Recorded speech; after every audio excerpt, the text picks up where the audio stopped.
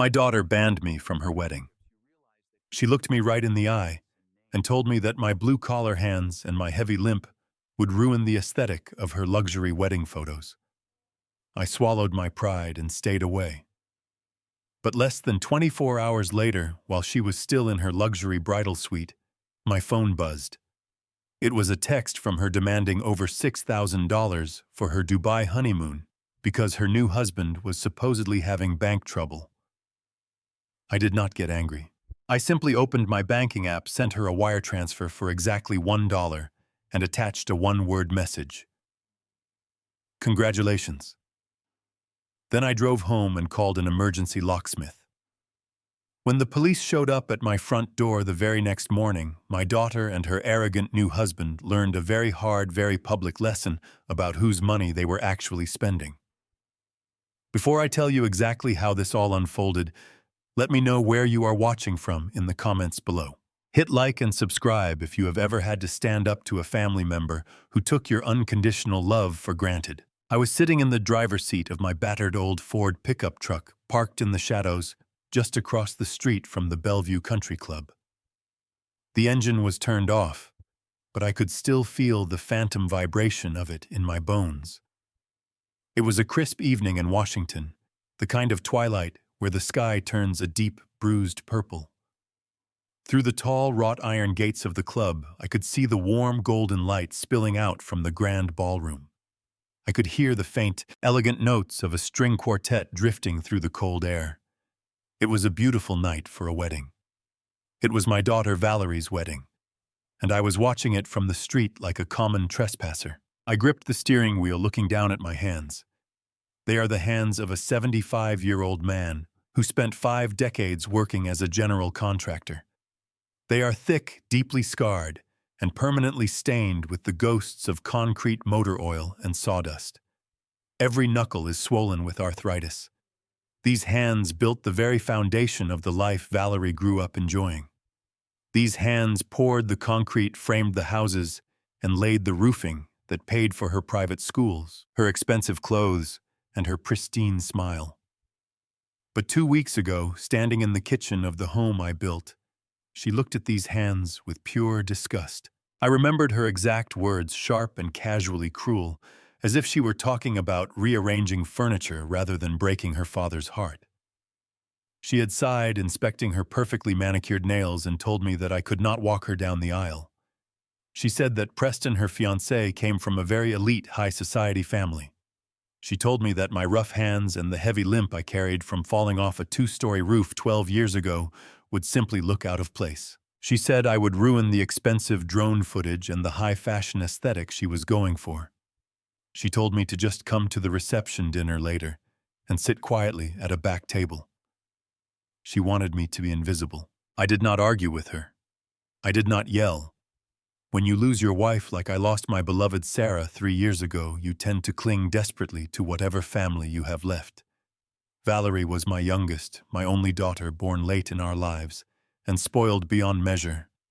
I had spent my entire life giving her whatever she wanted, hoping my hard work would translate into her happiness.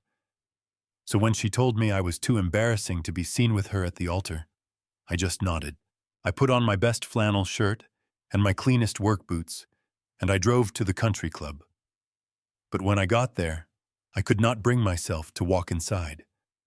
I could not sit in the back of the room and eat the food I had paid for, while the elite strangers she wanted to impress danced and laughed. So I sat in my truck. I watched from afar as she emerged on the patio, glowing in a white designer gown that cost more than my first truck.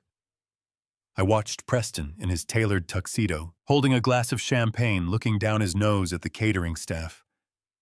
I watched them until the cold seeped into my aching joints, and then I finally turned the key in the ignition to go home.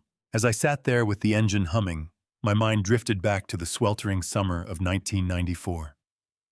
Sarah and I had just poured the very first concrete foundation for the main house. We were both covered in wet dirt, sawdust, and sweat, drinking cheap iced tea from a plastic thermos. Sarah had rested her head on my dusty shoulder, looking out over the empty wooden framing, and whispered about how this piece of land would be our forever home, a safe haven for our little Valerie. We had spent countless nights awake drafting rough blueprints on the scratched kitchen table of our cramped apartment, calculating every single penny, so Valerie would never have to know the biting sting of poverty we had grown up with. We desperately wanted to give her the world. But sitting outside that country club, shivering in my truck, I realized the bitter, devastating irony of our parental sacrifice. We had insulated Valerie so thoroughly from the harsh realities of life that she never learned the true value of a single dollar, nor the dignity of the calloused hands that earned it. By giving her absolutely everything, we had accidentally cultivated a cold heart that valued a high-fashion aesthetic over genuine affection.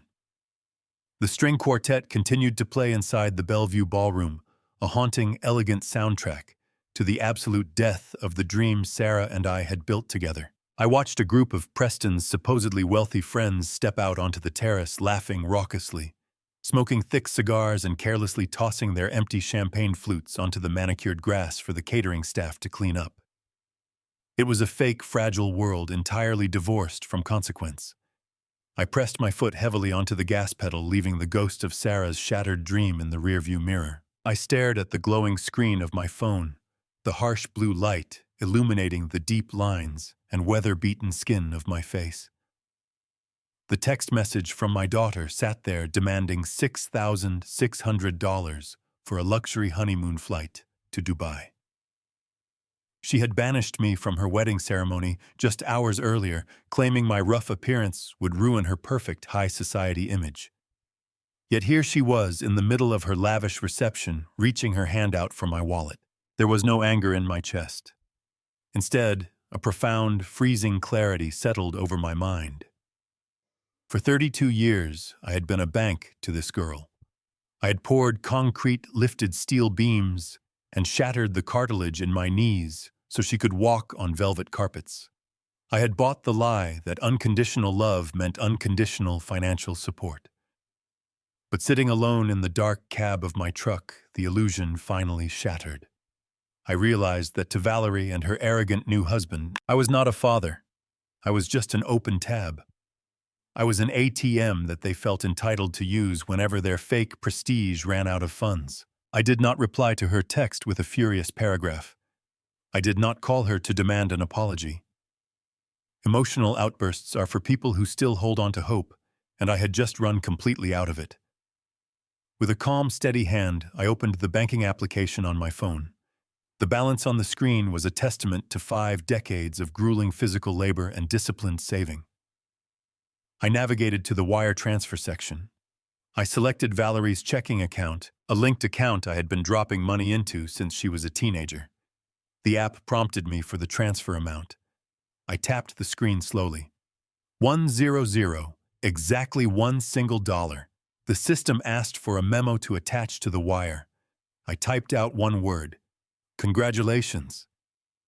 I hit the confirm button and watched the loading circle spin for a brief second before the green checkmark appeared. The transaction was complete.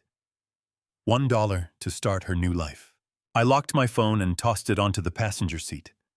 I turned the ignition key, and the heavy engine of my old Ford pickup roared to life, vibrating through the floorboards. I pulled away from the Bellevue Country Club, leaving the glowing ballroom windows and the faint sound of the string quartet behind me.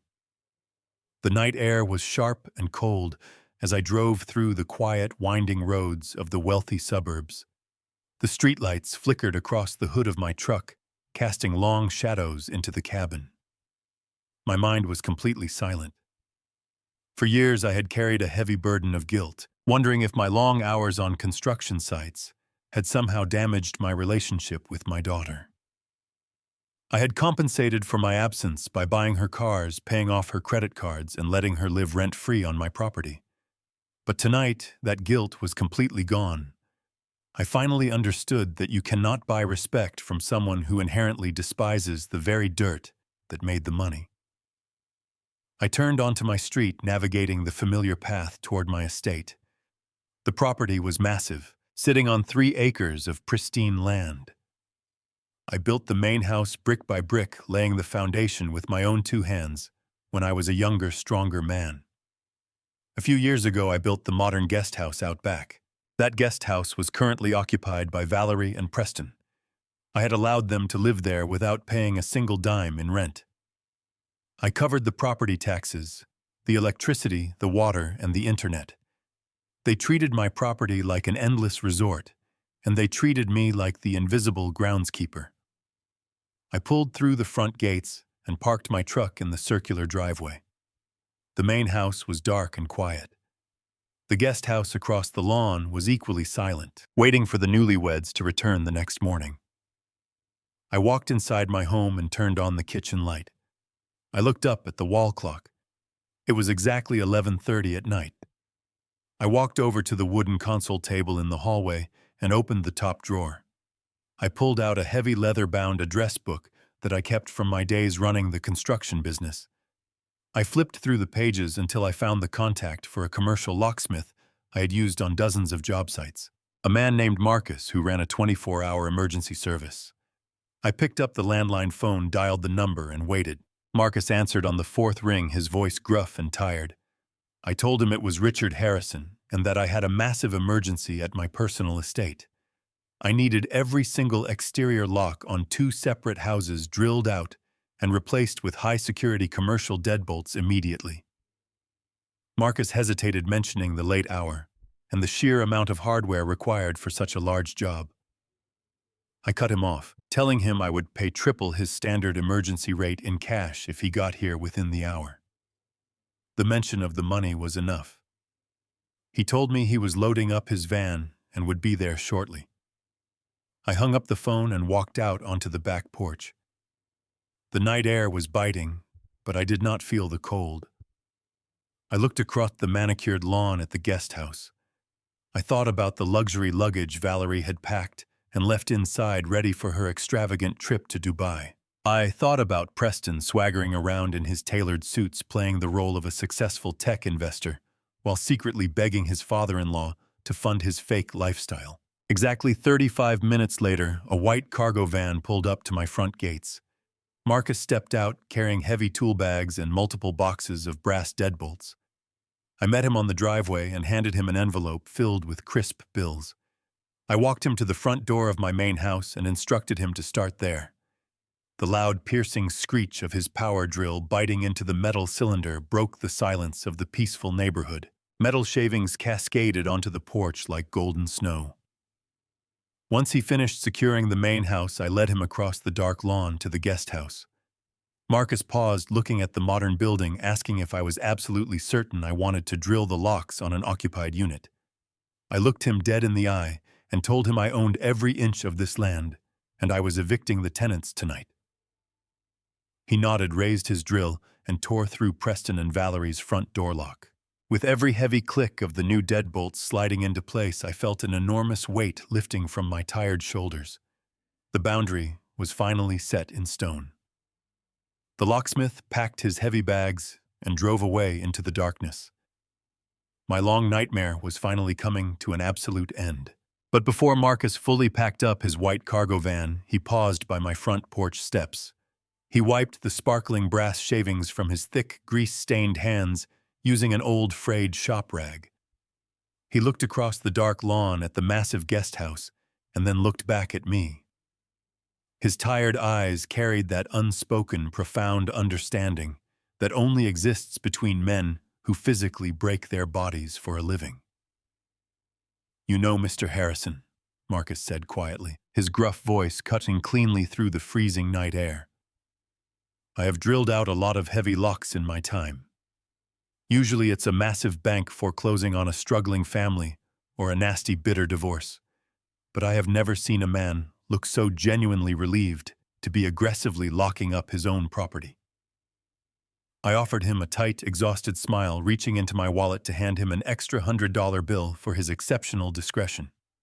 "Sometimes, Marcus, the most dangerous thieves aren't the strangers breaking into your house in the middle of the night," I replied, my breath pluming in the cold air.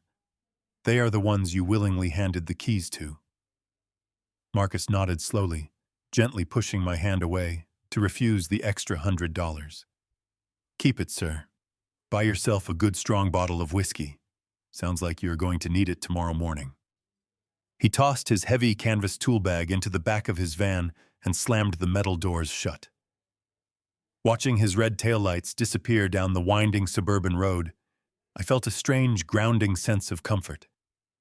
I had been made to feel like an embarrassing outcast at my own daughter's wedding. Yet here, in the dead of night, sharing a brief moment of mutual respect with a fellow tradesman, I remembered exactly who I was. I was a master builder, and builders know exactly how to ruthlessly tear a structure down when the rot sets in. I stood on the porch after the locksmith vanished into the night. The cold Washington air bit through my flannel shirt, but it felt like waking up. I went inside the main house, but sleep was out of the question. I brewed coffee and sat at my oak dining table. I stared out the bay window. The sky shifted from pitch black to an icy blue. The morning mist settled over the grass, wrapping the estate in a blanket of quiet. My scarred hands wrapped around the warm mug, feeling the ache in my joints. I waited in the silence. At exactly 6 in the morning, the peace of my property was abruptly broken. A black town car glided through the iron gates and stopped in the driveway. The rear doors opened and out stepped my daughter and her new husband. They were still wearing their expensive wedding clothes. Valerie held a designer coat tightly around her shoulders. Preston was in his tailored tuxedo, looking incredibly arrogant. The driver popped the trunk, and Preston pulled out 2 luxury suitcases. They were heading to Dubai for a lavish honeymoon that I was supposed to finance, completely unaware that the ground beneath their feet had shifted. I took a slow, deliberate sip of my bitter coffee and watched them march up the stone pathway.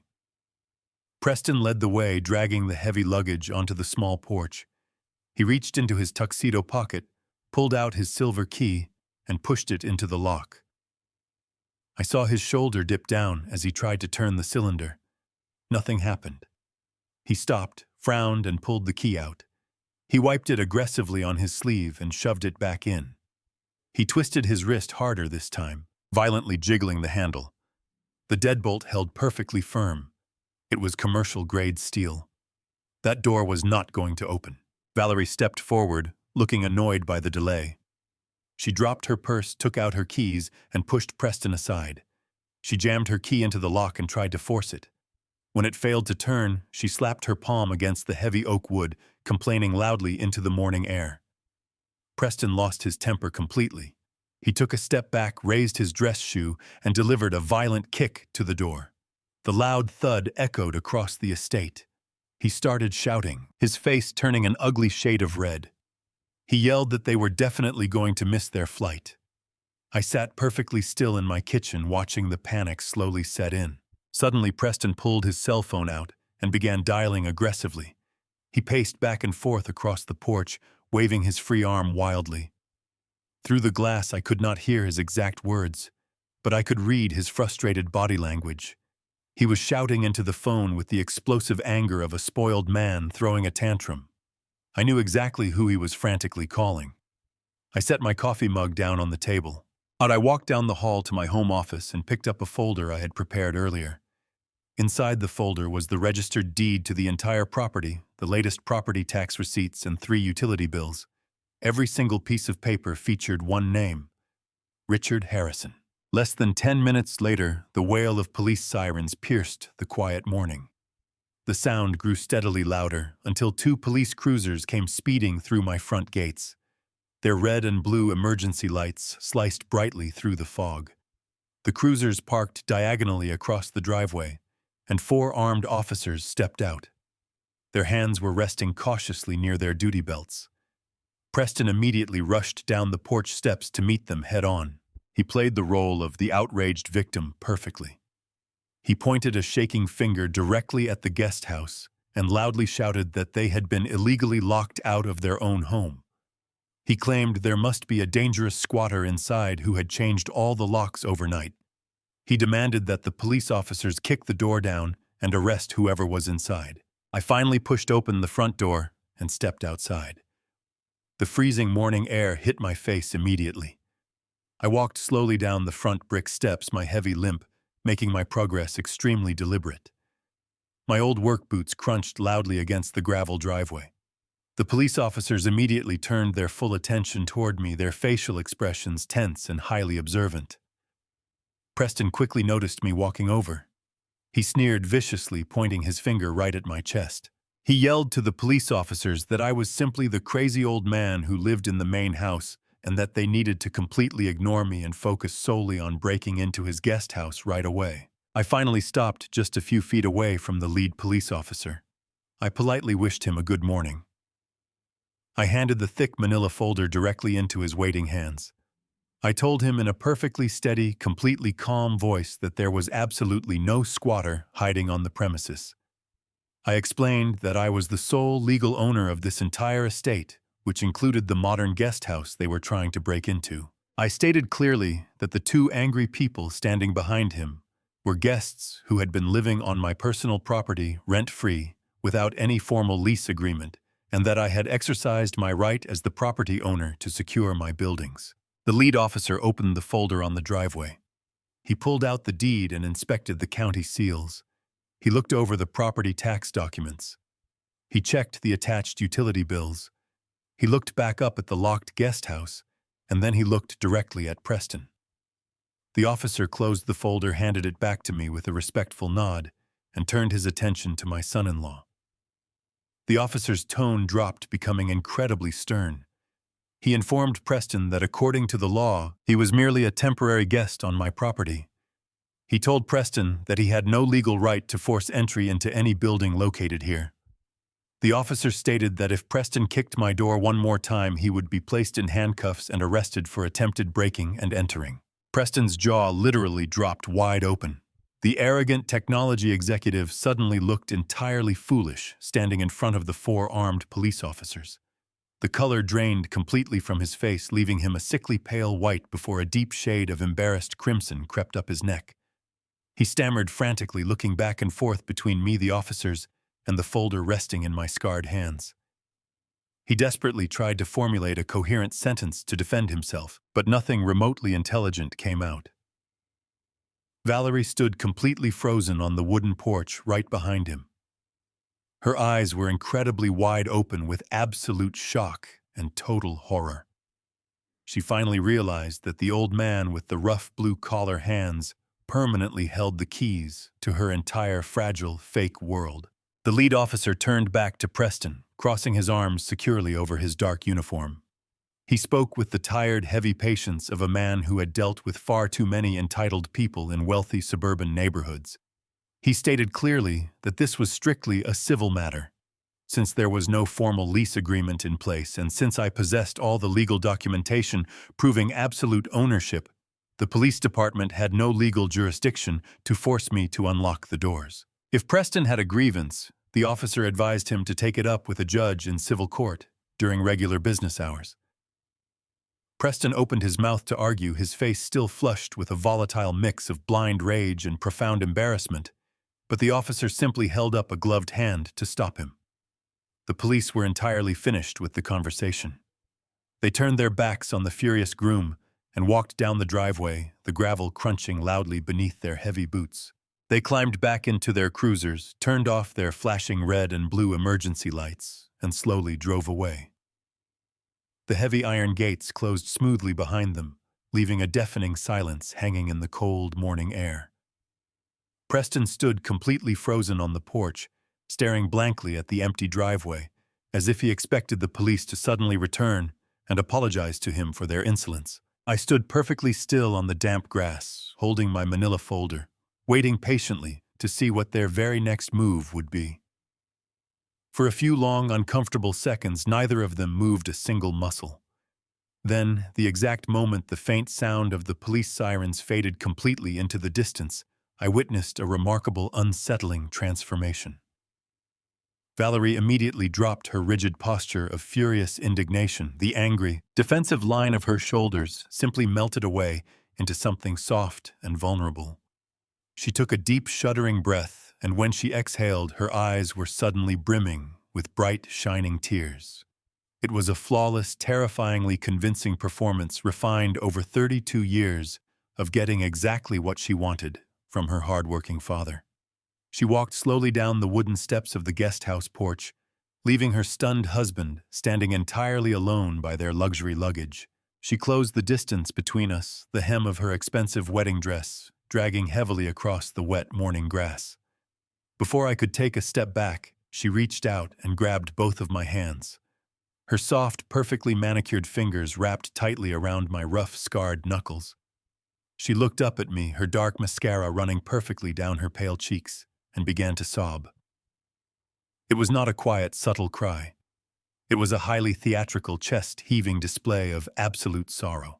She squeezed my calloused hands tightly, weeping as she told me that this entire terrible situation was just one massive, heartbreaking misunderstanding. She begged me to listen to her, claiming that I had completely misinterpreted her reasons for keeping me out of the wedding ceremony the night before. She said her harsh words had come out entirely wrong because of the intense, overwhelming stress of planning such a massive high society event. According to her brand new story, her decision had absolutely nothing to do with my blue-collar hands, my faded clothes, or the heavy limp I carried from decades of physical labor. She vehemently insisted that she was not embarrassed by me at all. Instead, she claimed she had banned me from walking her down the aisle purely out of deep, loving concern for my declining physical health. She reminded me that the ceremony took place in the outdoor stone courtyard of the country club, and the evening air was freezing cold. She spun a beautiful, tragic tale about how she simply could not bear the painful thought of me standing out in the biting wind for 2 solid hours, knowing exactly how terribly the damp weather affected my damaged knee joints and my aching lower back. She told me she was only trying to protect her aging, vulnerable father from suffering any unnecessary physical pain on her special day. She let the elaborate lie about the wedding hang in the chilly morning air before she seamlessly transitioned to the pressing issue of the money. She dramatically wiped a tear from her cheek and pointed back toward Preston, who was now leaning against the locked wooden door with his head buried in his hands. Valerie lowered her voice into a desperate conspiratorial whisper, leaning closer to me as if sharing a heavy burden. She told me that Preston was currently operating under an unbelievable amount of high-stakes corporate stress. She claimed that his prestigious technology investment fund was currently locked right in the middle of a massive, highly confidential merger and acquisition deal down in Silicon Valley. According to her carefully constructed financial narrative, tens of millions of dollars of his personal wealth were temporarily frozen in a secure escrow account due to incredibly strict federal banking regulations. She insisted that the $6,600 she had aggressively demanded for their Dubai honeymoon flight was merely a temporary, insignificant bridge loan to tide them over until the corporate funds were finally released by the banking authorities on Monday morning. She promised me, looking into my face with wide, innocent eyes, that Preston would effortlessly repay me 10 times that amount the very second his accounts were unlocked. Her tears flowed even harder as she tightened her desperate grip on my aching hands, looking up at me like a frightened child. She asked me how I could possibly be so heartless and cruel to my one and only daughter. Her voice trembled violently as she asked if I was truly willing to leave her standing entirely homeless in the freezing cold on the very first morning of her new married life. She masterfully painted a pathetic picture of herself as a helpless, innocent victim of a simple banking error, pleading with me to look past my stubborn, foolish pride and simply unlock the doors. She promised that everything would be sorted out perfectly, that they just desperately needed a warm place to stay and a few short days to get their complicated finances legally unlocked. I stood there in the morning mist, looking down at the daughter I had raised and provided for my entire life, silently listening to the smooth, heavily practiced lies pouring so easily from her mouth. The sheer, unadulterated audacity of her deceit was almost breathtaking to witness. I could see the cold, calculating truth hiding just behind her tear-filled eyes. She did not regret banishing me from her wedding. She did not care at all about my back pain or my injured knees. She just desperately wanted immediate access to the heated hardwood floors, the free electricity, and the comfortable luxury inside that guest house. I knew deep down that this entire emotional display was nothing more than a carefully calculated manipulation tactic. She was using my natural, deep paternal instincts as a weapon against me, fully expecting me to cave in and surrender like I had always done before. I looked down into Valerie's tear-filled eyes and felt a strange, cold distance settle completely over my heart. In my 40 years working as a general contractor, I learned a very specific set of skills. When you build houses from the ground up, you learn how to read the structural integrity of the materials you are working with.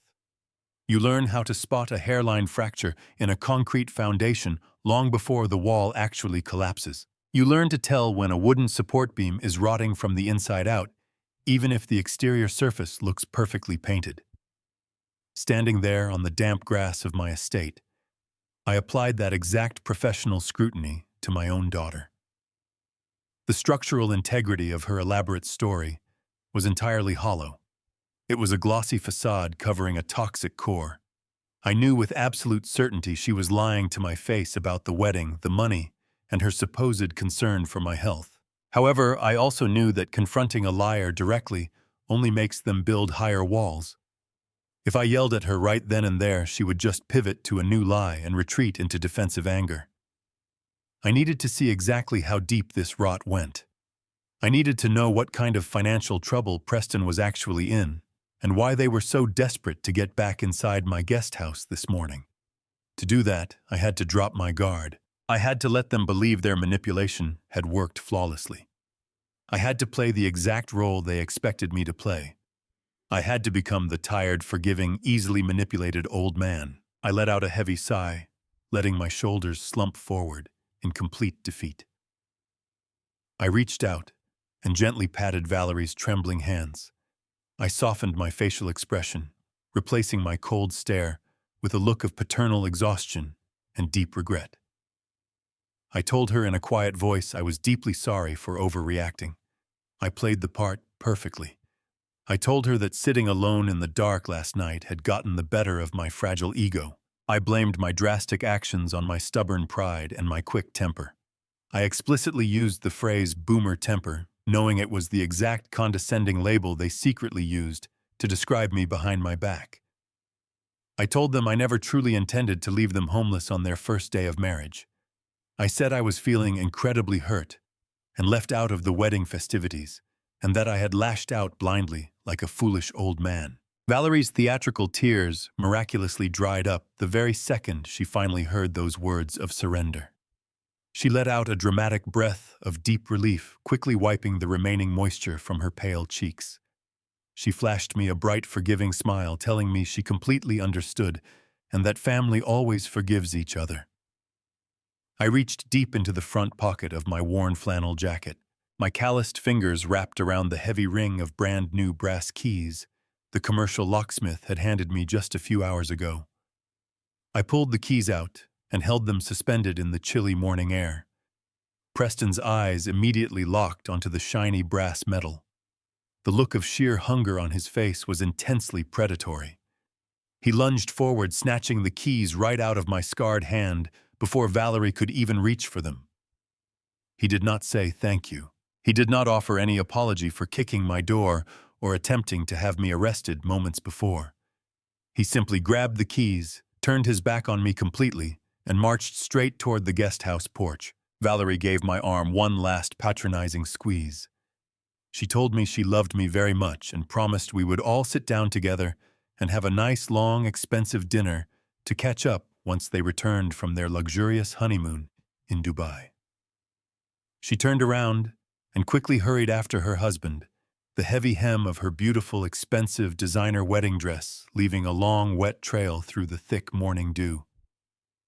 I stood perfectly still on the gravel driveway, folding my aching arms across my chest, quietly watching their rapid retreat. As Preston reached the wooden porch, he fumbled with the new keys for a brief second before successfully unlocking the heavy door. He pushed the door open and grabbed the handles of their 2 luxury suitcases. In that fleeting moment, just before he stepped inside the house, he paused and glanced back over his tailored shoulder to look at me one last time. He thought he was far enough away that I could not read his face clearly. He was completely wrong. My eyesight is still as sharp as a hawk. I saw the micro-expressions flashing across his features with terrifying clarity. There was no relief. There was no gratitude. There was only pure, unadulterated contempt. It was a look of absolute sickening triumph. He looked at me not as a father-in-law, but as a pathetic, gullible Mark who had just been conned out of his property. But what he did next truly sent a freezing chill down my spine. Preston did not pull out the sleek, expensive smartphone he constantly flaunted at family dinners. Instead, he reached into the inner lining of his tuxedo jacket and withdrew a cheap, thick, black plastic device. It was a prepaid burner phone. I had seen them 100 times on construction sites, when shady contractors were trying to hide off the books' labor transactions. He stared down at the small screen, his thumbs moving furiously across the keypad. He was typing with an intense, frantic energy, ignoring his new wife standing right next to him. He hit send, shoved the cheap phone back into his hidden pocket, and quickly dragged the heavy luggage inside the guest house. Valerie followed closely behind him, pulling the solid oak door shut. I heard the distinct heavy click of the new brass deadbolt locking firmly from the inside. They were back in my house, secure in the belief they had outsmarted a foolish old man. I remained standing entirely alone in the freezing cold morning mist, my tired mind racing with terrifying questions. Why would an elite technology executive need a secret, untraceable burner phone? Who was he desperate to contact the very second he regained access to my property? A man with millions locked in a secure escrow account does not use a disposable cell phone to text his business partners. The nature of the conflict shifted violently in that exact moment. This was no longer a sad family dispute about a wedding invitation or a spoiled daughter acting out of entitlement. This was something much darker.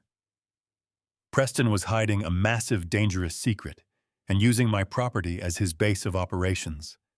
The feeling of betrayal in my chest was being replaced by a calculated sense of urgent danger. They thought the game was over because I had handed them the keys. They had absolutely no idea that the real, incredibly dangerous game had only just begun today. The morning mist burned off, leaving a clear Washington afternoon. For the next 3 days, I completely changed my daily routine. I abandoned my morning coffee meetups and stopped tending the vegetable garden. Instead, I transformed my own home into a quiet observation post. Running active job sites taught me that if you stand still and watch people always reveal their true nature, they get sloppy. They forget they are being observed. I sat in the leather armchair by the large bay window in my living room, nursing a cold cup of black coffee, and I watched my son-in-law very closely. Preston was supposed to be a high-powered technology executive managing a massive investment fund. A successful man managing a massive Silicon Valley merger should be glued to his laptop or flying to California. But Preston did absolutely nothing of the sort. He did not wake up early. He did not put on his expensive tailored suits. He did not drive his luxury car out of the front gates to go to any corporate office in downtown Seattle. He spent his long days pacing around the guest house, glued to that cheap burner phone I saw him pull from his tuxedo. His entire existence was a carefully constructed facade, and the thin layer of expensive paint was rapidly peeling away, revealing the desperate hollow core hiding just beneath the surface. The most glaringly obvious crack in his wealthy persona was his sudden intense obsession with the postal service. The heavy iron mailbox for the estate sat at the very end of the long gravel driveway, right next to the main security gates. Every single afternoon, right around 1 o'clock, the familiar white postal truck would drive up and drop off the daily delivery. Normally, I would walk down the long driveway and casually collect the mail whenever I had a free moment before dinner. But over these 3 days, Preston made absolutely sure I never got the chance. He would start hovering near the front gates 20 minutes before the mail truck was even scheduled to arrive. I watched him from my window, hiding behind the sheer white curtains. He looked exactly like a starving, desperate dog eagerly waiting for a scrap of raw meat to fall from a dining table. The moment the mail carrier drove away, Preston would practically sprint down the driveway. He would aggressively rip open the metal door of the mailbox and pull out the thick stack of letters. He did not casually sift through them like a normal person receiving standard bills and junk mail. He hunted through the pile with a frantic, desperate energy. On the second day, I grabbed a pair of heavy brass binoculars I kept on the bookshelf and focused the lenses directly on his hands. I could see exactly what he was searching for. He pulled out two thick, pristine white envelopes. Even from a distance, the bold, dark red logo of Wells Fargo Bank was unmistakable. I know exactly what banking correspondence looks like. When you run a contracting business for 5 decades, you become intimately familiar with the heavy paper stock used for loan disclosures, mortgage agreements, and certified financial notices. Those were definitely not simple monthly credit card statements or standard utility bills.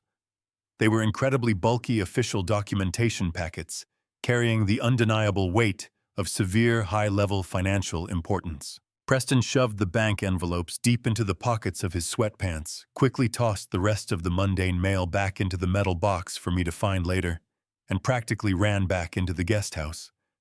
He locked the heavy oak door firmly behind him. Why would a man who claimed his immense wealth was tied up in a specialized California technology fund be receiving such desperate, urgent mail from a traditional commercial bank right here in Washington? And more importantly, why was that bank sending mail to my physical home address when Preston and Valerie had only been living here as temporary guests for the past 8 months? The uneasy feeling in my chest began to solidify into a hard, cold knot of genuine alarm. He was deliberately hiding critical financial documents from his own wife. He was intentionally using my permanent residential address to secretly receive them. And he was absolutely terrified that I might open that metal mailbox before he did. But the daytime mail interceptions were only the beginning of the bizarre nightmare unfolding on my property. The true magnitude of the danger did not reveal itself until the sun went down. Since the morning I changed the locks, sleep had completely abandoned me.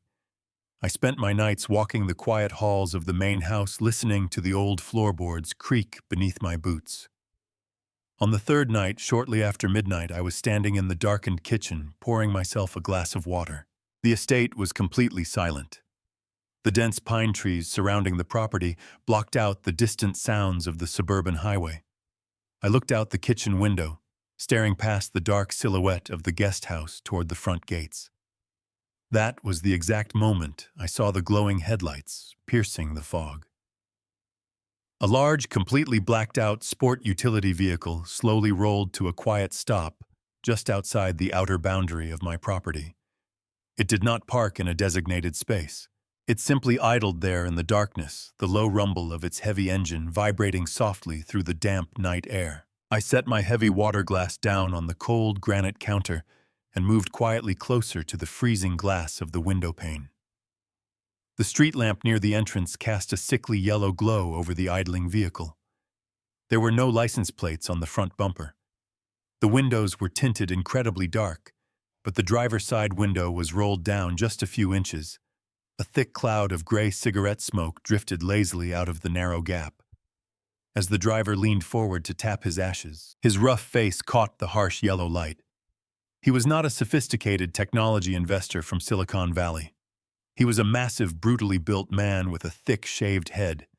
Dark, jagged tattoos crept aggressively up his thick neck and disappeared completely behind his ears. He stared directly at the locked guest house with the cold, dead, unblinking eyes of a professional collection enforcer.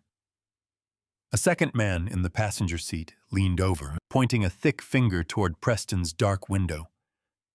These were men who broke bones and ruined lives for a living. They sat there for 20 agonizing minutes, an unspoken violent threat radiating from their heavy vehicle before finally putting the engine in gear and slowly driving away into the shadows. My blood ran completely cold. My daughter had brought a very dangerous monster into my home, and that monster had brought the criminal underworld right to my front doorstep. I knew immediately I could no longer simply watch the horror unfold from behind the safety of my living room curtains. I had to uncover the exact terrifying nature of the lethal trap currently closing tightly around us. The morning after I saw the men in the black vehicle outside my gates, I knew I could not sit idly by my window any longer. I needed a completely plausible excuse to be right on top of their living space without raising any red flags. I went into my garage and opened my old battered metal toolbox. I pulled out a heavy pipe wrench, a flashlight, and put on my faded denim coveralls. In my decades as a general contractor, I had built the guest house with a raised foundation, leaving a 2-foot crawl space between the damp earth and the hardwood floorboards directly above. I walked across the damp morning grass, my heavy boots crunching loudly on the gravel path leading to the guest house. Valerie opened the front door just a few inches, looking out at me with a suspicious glare. I held up the pipe wrench and put on my best performance of a confused, aging homeowner. I told her that the main house was experiencing a sudden drop in water pressure. I explained that I needed to check the main water valve located in the crawl space beneath their floor to make sure there were no leaking pipes. Valerie rolled her eyes, visibly annoyed, but she simply told me to keep the noise down because Preston was inside handling a very important international conference call. I nodded apologetically and walked around to the side of the building. Her mention of a conference call was all the confirmation I needed. I knelt down in the wet dirt beside the foundation and removed the metal grate covering the access panel. I turned on my flashlight and crawled slowly into the absolute darkness beneath the guest house. The air under the floorboards was incredibly stale, smelling heavily of wet soil and old timber. The space was extremely tight. I had to army crawl on my stomach, ignoring the sharp shooting pain in my damaged knees and my aching lower back. I navigated carefully through the maze of thick electrical cables, moving deeper into the shadows until I was positioned directly beneath the main living room. I turned my flashlight off. The darkness was suffocating, but it sharpened my hearing perfectly. I lay flat on the cold earth, staring at the wooden joists. I could hear the heavy, frantic pacing of footsteps directly above my head. Preston was walking back and forth across the hardwood floor with a heavy, aggressive tread. I shimmied a few feet to my left, positioning my face directly beneath the thin metal sheeting of the central heating vent. The ductwork acted like a perfect acoustic megaphone, amplifying every single sound from the room above and funneling it straight down into the crawl space. I held my breath, keeping my body perfectly still in the dirt. Preston was breathing heavily, and when he finally spoke, his voice was not the smooth, confident tone of a technology executive. It was the desperate, cracking voice of a man cornered by violent predators. He was not talking to any international investors. He was talking to the criminal enforcers I had seen idling outside my gates the night before. I lay in the dark and listened as the entire illusion of his wealthy lifestyle was completely shattered. Preston shouted into the phone, begging the person on the other end to just listen to him for one more minute. His voice shook with raw fear. He swore repeatedly that the money was completely secured and that there was absolutely no need to send men to intimidate him in the middle of the night. He promised the caller that the entire situation was perfectly under control. And then he revealed the exact terrifying mechanism of his lethal trap. He yelled that he had already submitted the final paperwork for a home equity line of credit. He stated clearly that the bank was releasing a massive payout of $200,000 directly into his account this coming Friday. I pressed my dirty hands against the cold earth to steady myself as his words washed over me. A home equity line of credit. I felt a sickening drop in my stomach. You cannot take out a loan against a property unless your name is legally on the deed. Preston had zero legal rights to my estate. The only way he could possibly secure a $200,000 loan from a major bank was by committing massive coordinated identity theft. He had to have stolen my personal information, forged my signature on federal banking documents, and pledged the immense value of my entire life savings as collateral. Preston continued screaming into the phone, his panic escalating with every passing second. He pleaded with the man on the other line to give him just 3 more days. He explicitly mentioned a massive, catastrophic cryptocurrency debt. He confessed that he had lost everything in a leveraged digital market collapse and that this loan was his only way to pay back the illicit funds he had borrowed from their violent syndicate. He literally begged the man to tell his boss to back off the house, swearing that the old man did not suspect a single thing. He confidently assured the criminal that I was just a clueless, aging boomer who spent his days puttering around the garden, completely ignorant of the fact that my entire estate had just been financially hijacked right out from under me. The phone call ended abruptly. I heard Preston throw the burner phone violently across the room, the plastic shattering against the drywall above me. He collapsed onto a chair, burying his face in his hands, letting out a pathetic, trembling groan. I lay perfectly still in the dirt beneath him, my heart hammering violently against my ribs. The damp cold of the crawlspace seeped deep into my aching bones, but a different kind of freezing realization took hold of my mind. My daughter had brought a parasite into my home, and that parasite was currently draining the lifeblood out of everything I had spent 50 years building. Preston was not just a lazy, entitled snob. He was a desperate, cornered criminal actively committing federal wire fraud and severe identity theft using my property.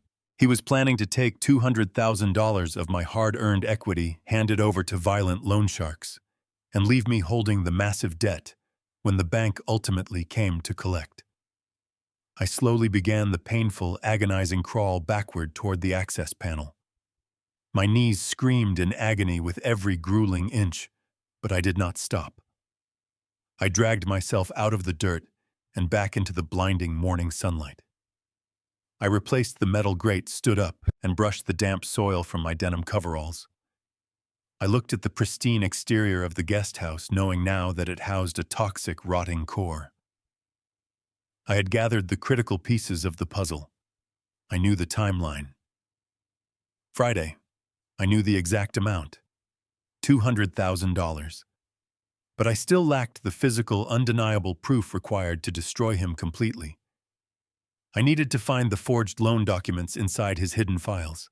But before I could even begin to strategize a way into his private office, I had to sit down and force my racing mind to process the absolute financial impossibility of what I had just overheard in the dark, damp earth of the crawlspace.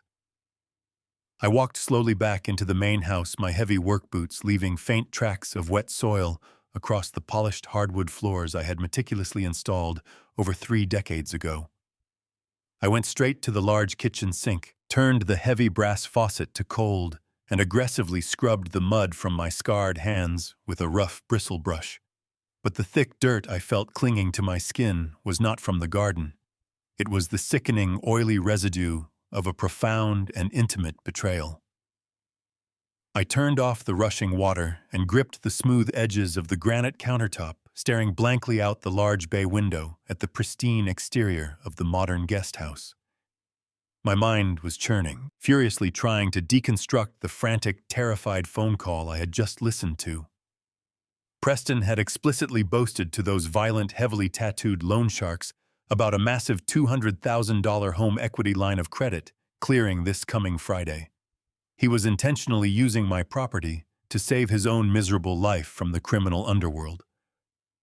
But the fundamental structural logic of his desperate plan made absolutely no sense at all. I built this sprawling estate with my own 2 hands. I poured the concrete slabs. I sat in the stuffy county zoning office 40 years ago and mapped out the official parcel lines myself. The guest house where Valerie and Preston were currently living was not a legally distinct, independent piece of property. It did not have its own separate address or its own individual property deed. It was simply an accessory dwelling unit built directly on my primary residential lot. In the eyes of the county tax assessor and every single major commercial bank operating in the state of Washington, there was only one valuable piece of real estate sitting securely behind and there was absolutely only one legally recognized owner of that $3 million asset. Me, Richard Harrison. In my 5 long decades working as an independent general contractor, I had guided countless young families through the complicated, agonizing process of securing construction loans and home equity credit lines.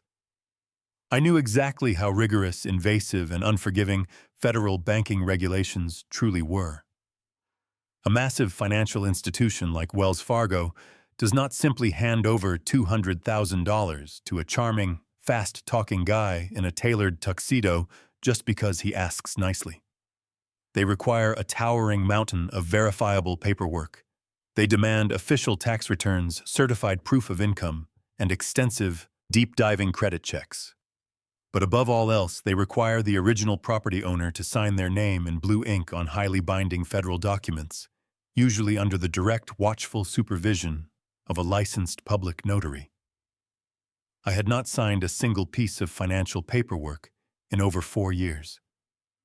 I had not spoken to a loan officer, and I certainly had not authorized anyone to use the massive equity I had spent my entire adult life building as collateral for a high-risk loan.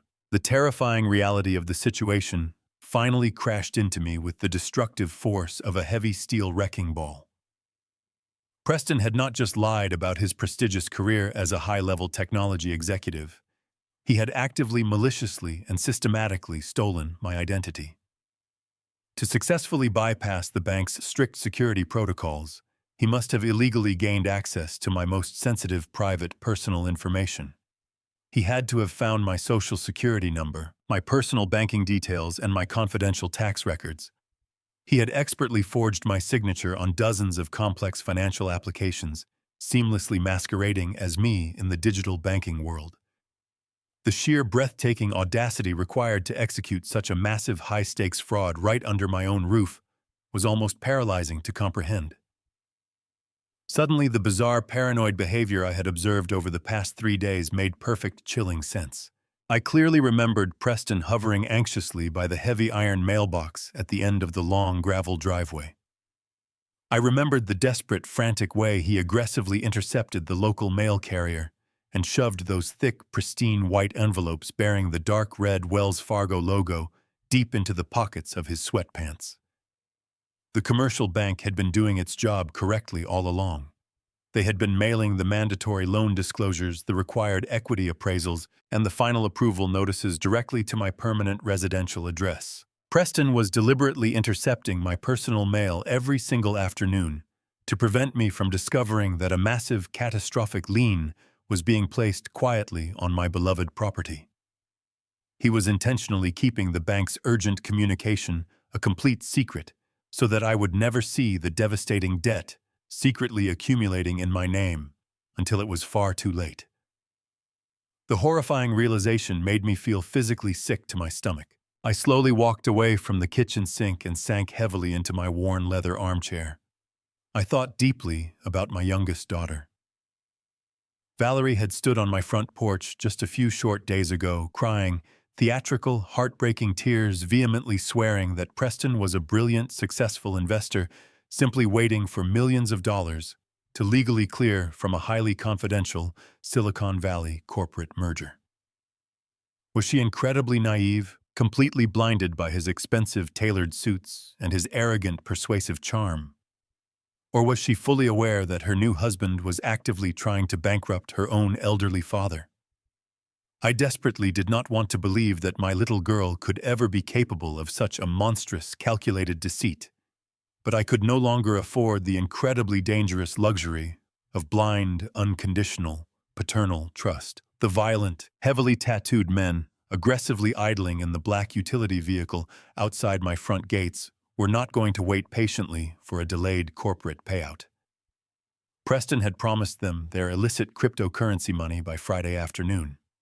Today was only Tuesday.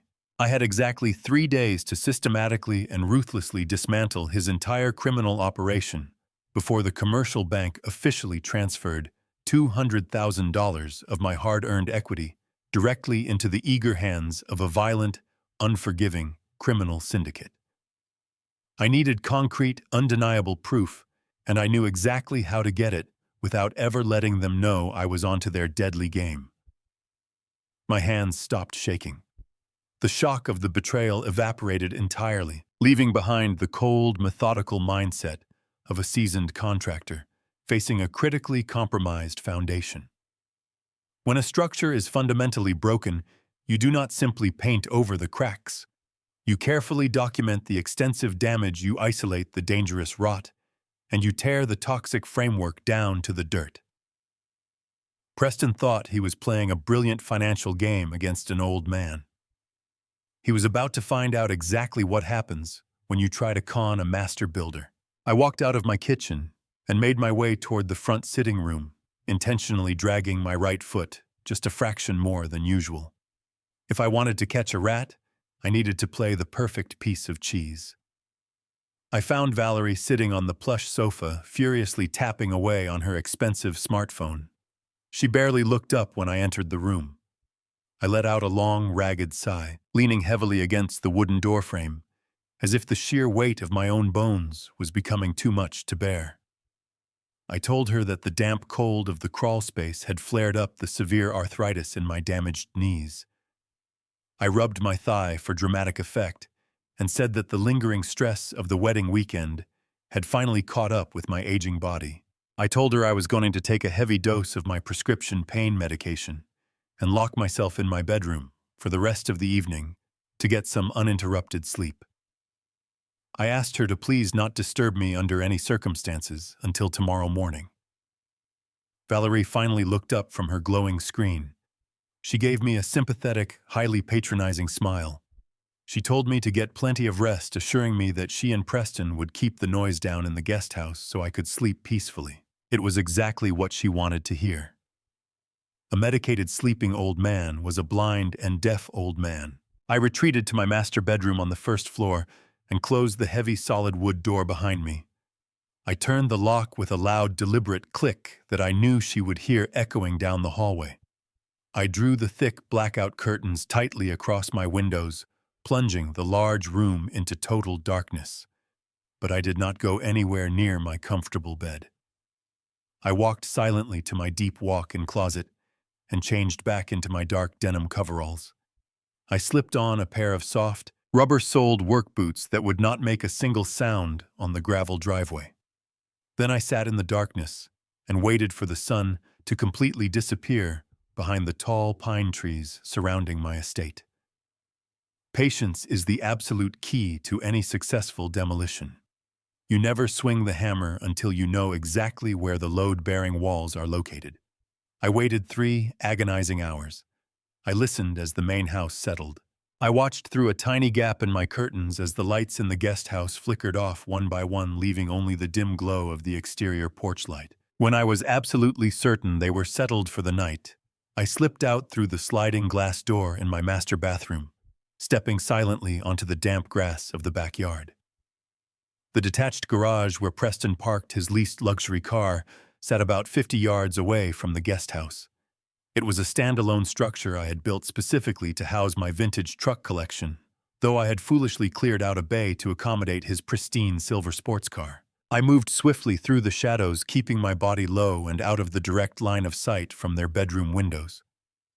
I reached the side access door of the garage.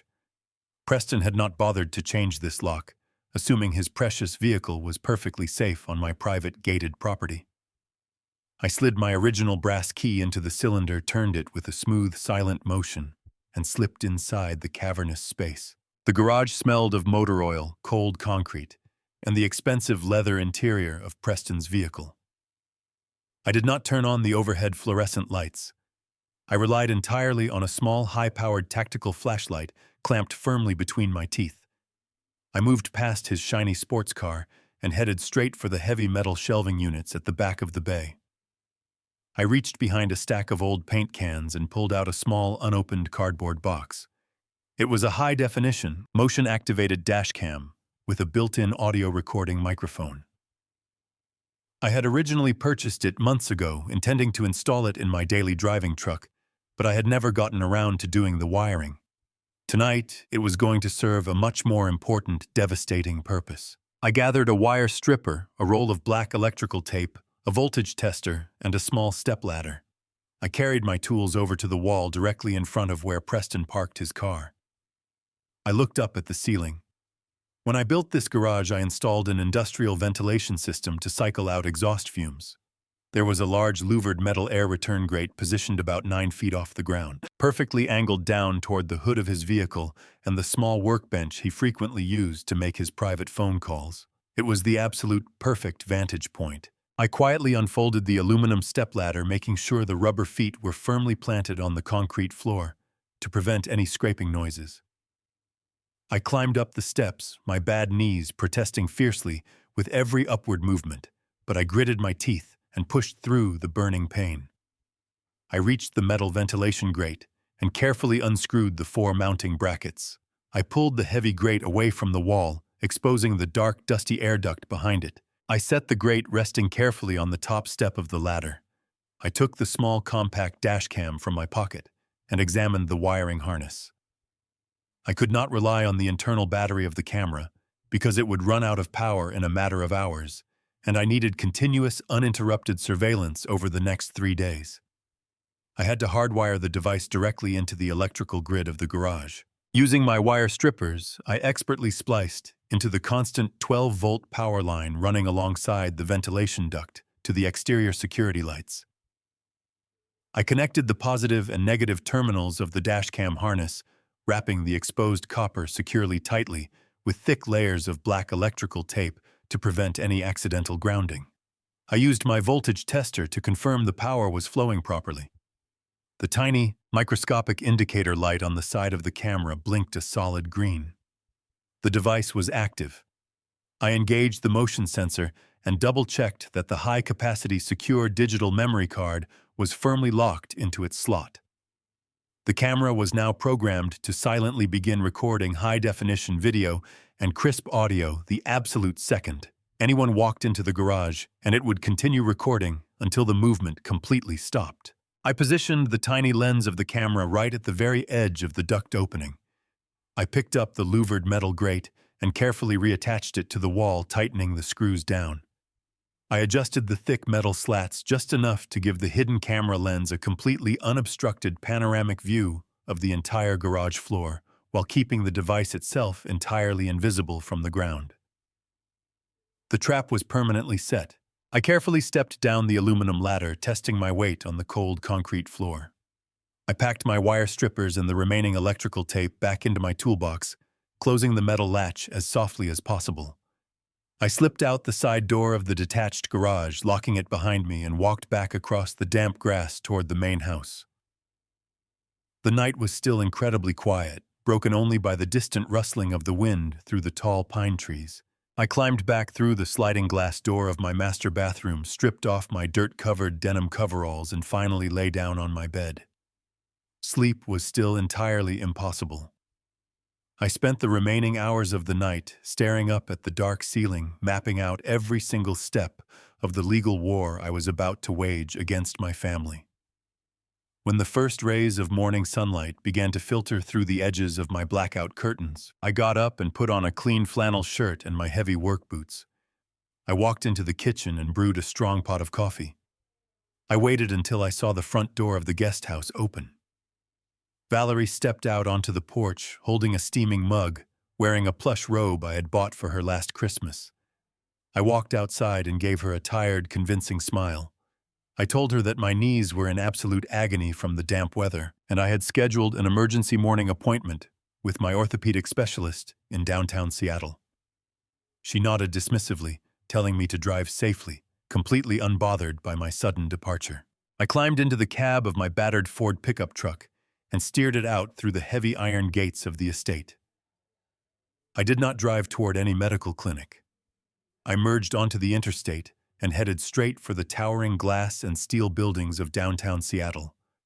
The morning traffic was heavy, crawling along the wet pavement, giving me far too much time to think about the massive betrayal festering back at my property.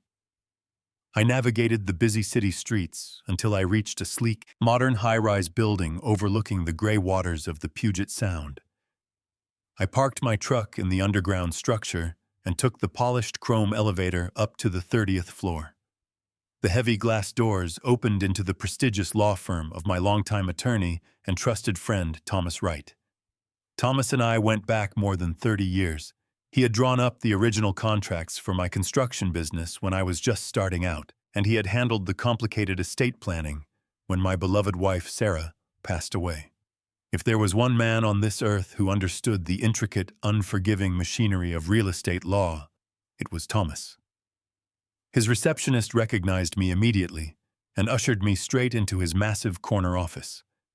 Thomas stood up from his mahogany desk, looking surprised to see me without a scheduled appointment. I closed the heavy oak door firmly behind me, sat down in the leather chair across from him, and told him everything.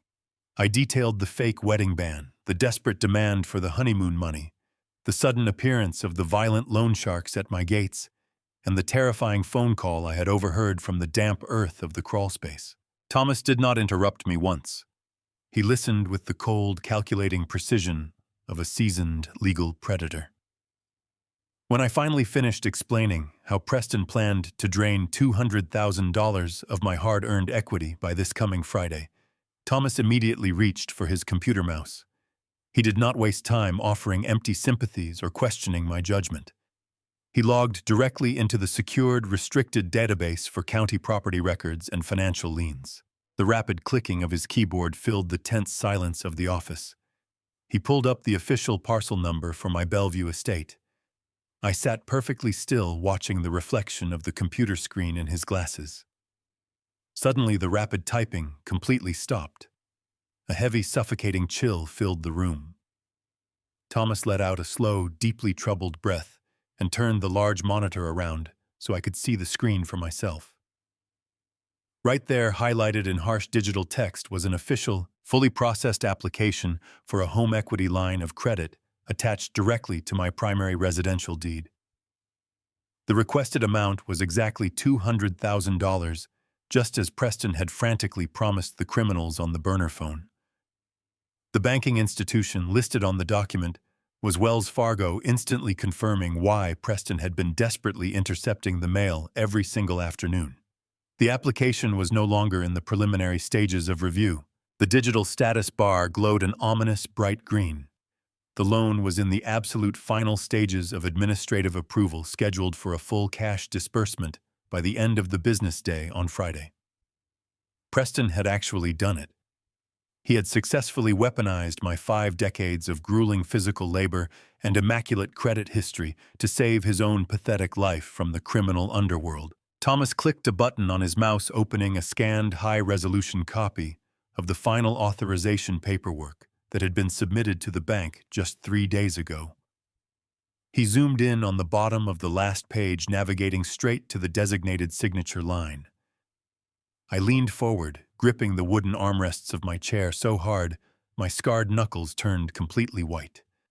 Staring back at me from the bright monitor was my own name written in smooth, sweeping blue ink. It was a flawless, masterful forgery. Every loop and sharp angle perfectly mimicked the signature I used on construction permits over the decades. Preston had clearly spent hours studying the documents in my filing cabinets, practicing my handwriting, until he could replicate it with absolute precision. Thomas leaned back in his chair, folding his hands together, his face grim. Thomas did not stop at simply verifying the forged Wells Fargo documents for the $200,000 equity line. His fingers flew across his mechanical keyboard, accessing a private, highly secured investigative database utilized exclusively by elite corporate litigators and federal agencies. If Preston is in this deep with the criminal underworld, he is not just using your estate as a temporary piggy bank, Thomas muttered, his sharp eyes rapidly scanning screens of dense financial data. Let's see exactly who this prestigious Silicon Valley technology investment fund actually belongs to. Within 15 minutes, Thomas had completely unraveled the entire sophisticated illusion. He projected a complex, tangled web of limited liability companies and offshore shell corporations onto the large flat-screen monitor mounted on his office wall. Preston Caldwell was not a technology prodigy. He was a low-level, highly manipulative financial grifter who had been rapidly bouncing between offshore cryptocurrency scams for the past 5 years. There was a sickening, documented trail of dissolved companies, unpaid civil judgments, and furious investors stretching from Nevada all the way to the Cayman Islands. He specifically targets vulnerable women from newly wealthy families. Thomas explained, his professional tone laced with absolute disgust. He uses a leased luxury lifestyle to project immense success, legally isolates them from their support systems, and then systematically drains their familial assets to cover his volatile gambling debts. Valerie isn't just his new bride. She is his ultimate mark. And your $3 million estate is the largest jackpot he has ever attempted to steal. Seeing the cold, hard data mapped out so clearly on the screen removed any lingering shred of paternal guilt I had about destroying him. This wasn't just a desperate, foolish man making a terrible mistake. This was a serial financial predator. And he had made the fatal, irreversible error of targeting a general contractor who knew exactly how to inspect a critically faulty foundation. He explained the profound gravity of the situation in slow, measured words. He told me that what Preston was doing went far beyond a simple family dispute. It was massive, coordinated federal wire fraud, aggravated identity theft, and severe bank fraud. He warned me that if those funds transferred into a joint account, sorting out the fraudulent debt could take years of agonizing litigation, freezing my estate in legal limbo. However, Thomas presented a highly dangerous but brilliant alternative. To definitively prove the fraud and catch Preston completely red-handed, we needed the final physical disbursement contract. The singular document Preston was actively hiding and waiting to sign this week. We needed to let the trap spring, allowing Preston to believe he had actually won so we could crush him completely. He emphatically stated that we could not simply call the commercial bank to immediately cancel the pending transaction right now. If we did that prematurely, Preston would aggressively and entirely deny everything and claim it was a massive administrative misunderstanding. We had to let him execute the final, irreversible step of his criminal plan by putting his pen to the paper right in front of credible legal witnesses. I left Thomas sitting in his towering glass office and took the elevator back down to the underground parking garage. The drive back to Bellevue felt entirely different than the frantic commute into the city. My mind was no longer spinning with blind panic and confusion. I had a solid blueprint. I was no longer a victim waiting for the hammer to fall. I was the general contractor overseeing a highly coordinated demolition. I parked my truck in the driveway and spent the evening acting exactly like the defeated old man they desperately needed me to be. I made a quiet dinner, kept the lights low, and went to bed early. I knew the next morning would present the perfect opportunity to gather the physical evidence required to seal their fate. Thursday morning arrived with a bright, deceptive sunshine. I sat at my kitchen table sipping a fresh cup of coffee and watched the guest house closely. Around 10 in the morning, the heavy front door finally opened. Valerie stepped out, dressed in a sleek designer pantsuit, carrying a small, incredibly expensive handbag. Preston followed right behind her, wearing a sharp navy blazer and dark sunglasses. They were heading to a luxurious post-wedding brunch in downtown Seattle with their high society friends. They were going to spend hours drinking mimosas and laughing about their new life, completely funded by my stolen credit and my impending financial ruin. I watched Preston confidently lock the deadbolt I had paid to install just 2 nights ago. He walked his wife to their sports car, opened the door, and climbed into the driver's seat. The engine roared, and they sped out the gates, leaving the estate entirely empty. The moment their car disappeared around the bend of the road, I put my coffee mug down and stood up.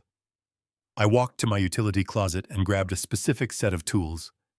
I did not bring a crowbar or a heavy hammer.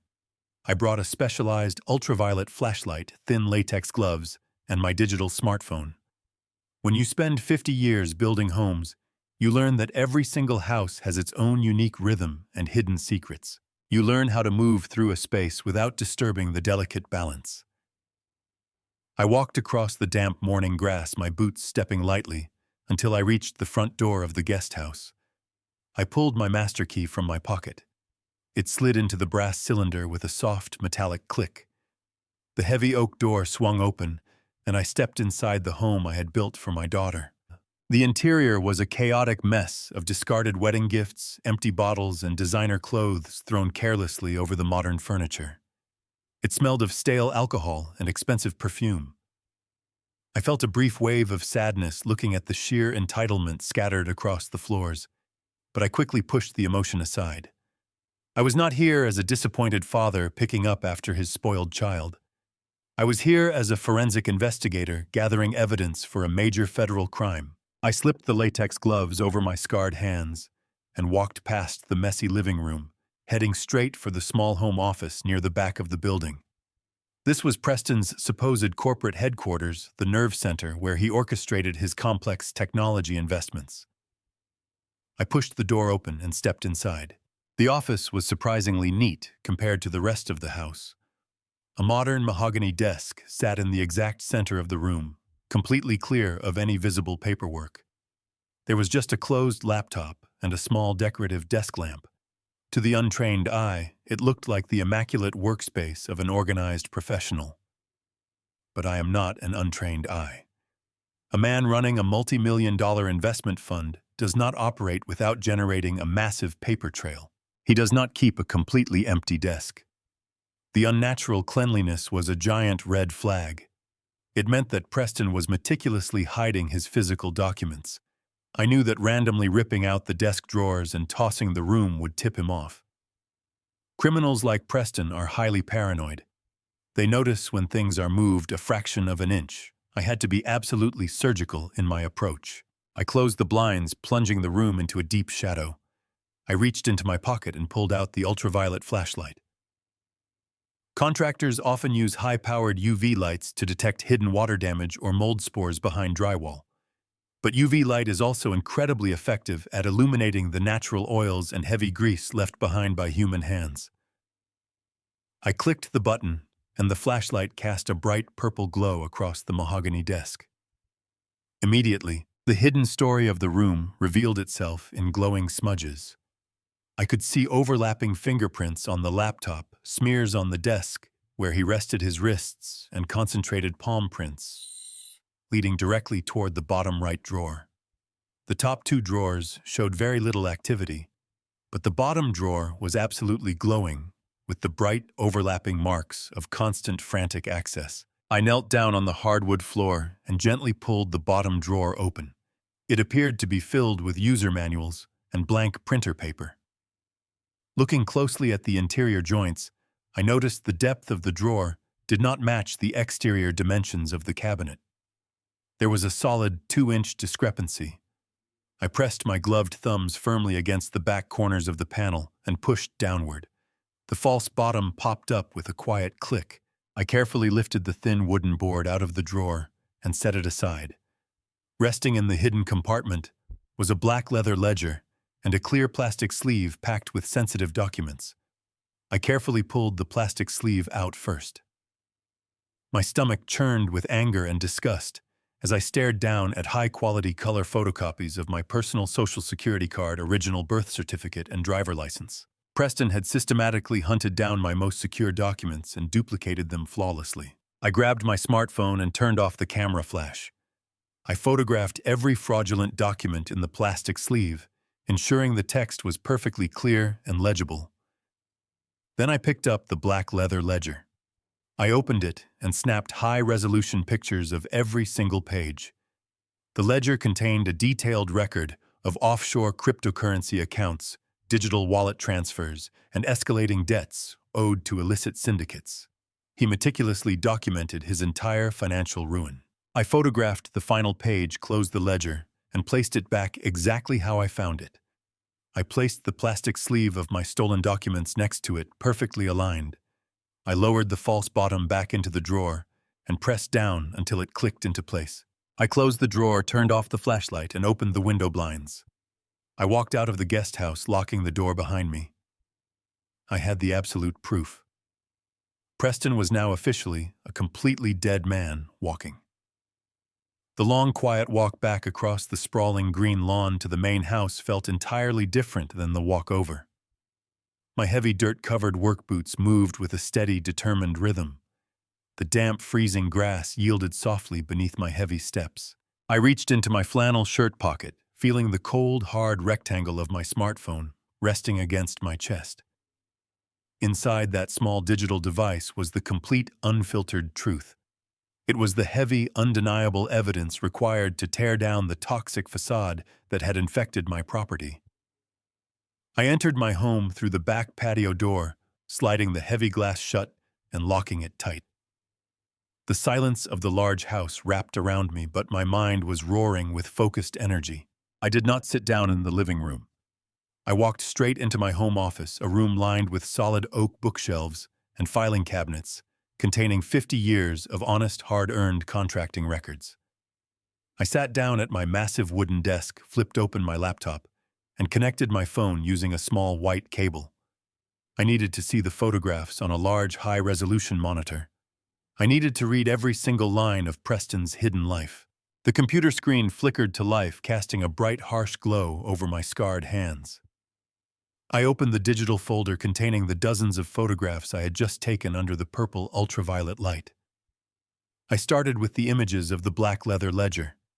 I zoomed in on the first few pages, my eyes scanning the meticulously handwritten columns of dates, account numbers, and financial transfers. I was actively looking for any legitimate trace of the prestigious technology investment fund Preston constantly bragged about at family dinners. I scoured the pages for incoming revenue, corporate dividends, or client acquisitions. There was absolutely nothing. The columns designated for legitimate income were entirely blank. The harsh, undeniable truth immediately stared back at me. Preston was completely unemployed. He had not worked a single honest day since he attached himself to my daughter. He was a master illusionist, carefully curating a wealthy persona while secretly living entirely off the grid of my daughter's credit. The ledger documented a sickening trail of expenses shifted onto Valerie's premium credit cards. Her accounts were paying for his tailored Navy suits, the exorbitant monthly lease on his silver sports car, and the lavish dinners they used to project their fake elite status. He was a financial parasite, draining her resources dry, completely aware that her safety net was ultimately tied to my $3 million estate. But the sickening revelation of his unemployment was merely the shallow surface of the dark, treacherous water he was drowning in. As I clicked through the subsequent photographs, moving deeper into the chronological pages of the black ledger, the neat columns of credit card debt gave way to something far more sinister. The numbers began to drastically escalate. I saw pages dedicated entirely to complex, high-risk cryptocurrency trading. There were endless lists of offshore digital exchanges and unregulated gambling platforms. Preston was not an investor. He was a severe, desperate gambling addict playing a highly volatile market he completely failed to understand. I traced the timeline of his trades. Months ago, he had taken massively leveraged positions on unstable digital assets, betting hundreds of thousands of imaginary dollars on margin. When the volatile market inevitably collapsed, it wiped out his entire fraudulent portfolio in a matter of hours. The ledger meticulously documented his frantic, terrified attempts to chase his massive losses. When the traditional credit lines were fully exhausted and the digital exchanges locked him out, Preston turned to the darkest corners of the financial world. The final pages of the ledger were not written in the neat, confident handwriting of a technology executive. They were scribbled in the frantic, jagged strokes of a terrified man. I zoomed in closely on the most recent entries, my jaw clenching tight. He had documented illicit loans from unregistered, violent shadow syndicates. The terms written in the margins were absolutely predatory, detailing interest rates that compounded brutally every single week. I used the calculator on my computer to tally up the final devastating column of red ink. The grand total was a staggering $150,000. $150,000 owed directly to the criminal underworld. The pieces of the terrifying puzzle violently snapped together in my mind. The massive, heavily tattooed men idling in the black utility vehicle outside my front gates at midnight were not a random occurrence. They were the physical enforcers of this exact, monstrous debt. Preston had brought dangerous, unforgiving predators directly to the perimeter of my quiet, peaceful sanctuary. He had put my home, my life, and even his new wife in the direct crosshairs of violent criminals, just to fuel his pathetic gambling addiction. The $200,000 home equity line of credit he was desperately trying to steal from me was not meant for a Silicon Valley merger. It was ransom money. He planned to pay off the $150,000 blood debt and use the remaining $50,000 to permanently flee the country. I leaned back in my heavy leather desk chair, rubbing my tired eyes, as the final, most sickening realization washed completely over my exhausted mind. The entire lavish wedding ceremony that had taken place just a few short days ago was absolutely nothing more than a carefully orchestrated smokescreen designed to deceive everyone involved. Preston did not marry my daughter out of profound, eternal love. He married her for one very specific, incredibly malicious reason. He needed to secure immediate proximity to a fully paid off $3 million piece of prime real estate. The dark pages of his hidden ledger clearly demonstrated that the sudden urgency of their wedding timeline perfectly correlated with the escalating violent threats pouring in from his offshore loan sharks. He desperately needed the highly public wedding ceremony to definitively prove to his unforgiving creditors that he was officially marrying into immense, easily accessible family wealth.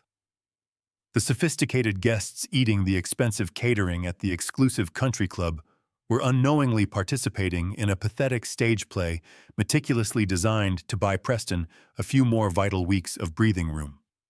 He purposefully used the extravagant event to visually guarantee the ruthless criminal syndicate that a massive financial payout was absolutely imminent. The blinding veil of deception was now completely lifted from my eyes. Every single bright smile, every heartwarming champagne toast, and every supposedly romantic kiss shared at that beautiful altar had been nothing but a cold, calculated, and deeply malicious financial fraud.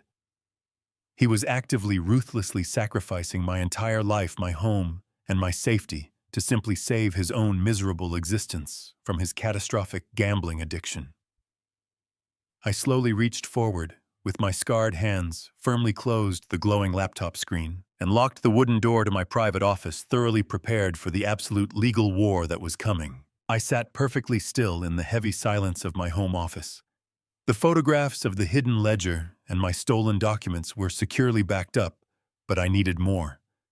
I needed undeniable concrete audio evidence to securely bind Preston to his fraudulent timeline. The digital memory card I had carefully extracted from the hidden dashcam in the detached garage felt incredibly heavy in my scarred palm. I slid the small black square into the memory card reader on my laptop. A digital folder immediately appeared on the center of my screen, displaying dozens of high-definition video files. I reached for my mouse, my calloused fingers completely steady.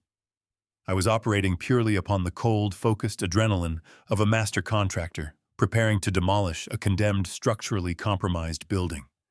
I clicked on the most recent video file, fully expecting to hear Preston making yet another frantic, terrifying phone call to the violent collection enforcers who were aggressively hunting him down. The media player loaded smoothly, filling my screen with a crisp, clear view of the concrete garage floor and the sleek silver hood of his leased sports car. The motion activation sensor had triggered late yesterday afternoon. I watched the digital timestamp ticking away in the corner of the screen. Preston walked into the frame, pacing nervously back and forth across the front bumper of his vehicle. He was rubbing the back of his neck, his posture rigid with absolute panic. He was not holding his cheap plastic burner phone to his ear. He was not speaking to a ruthless criminal syndicate.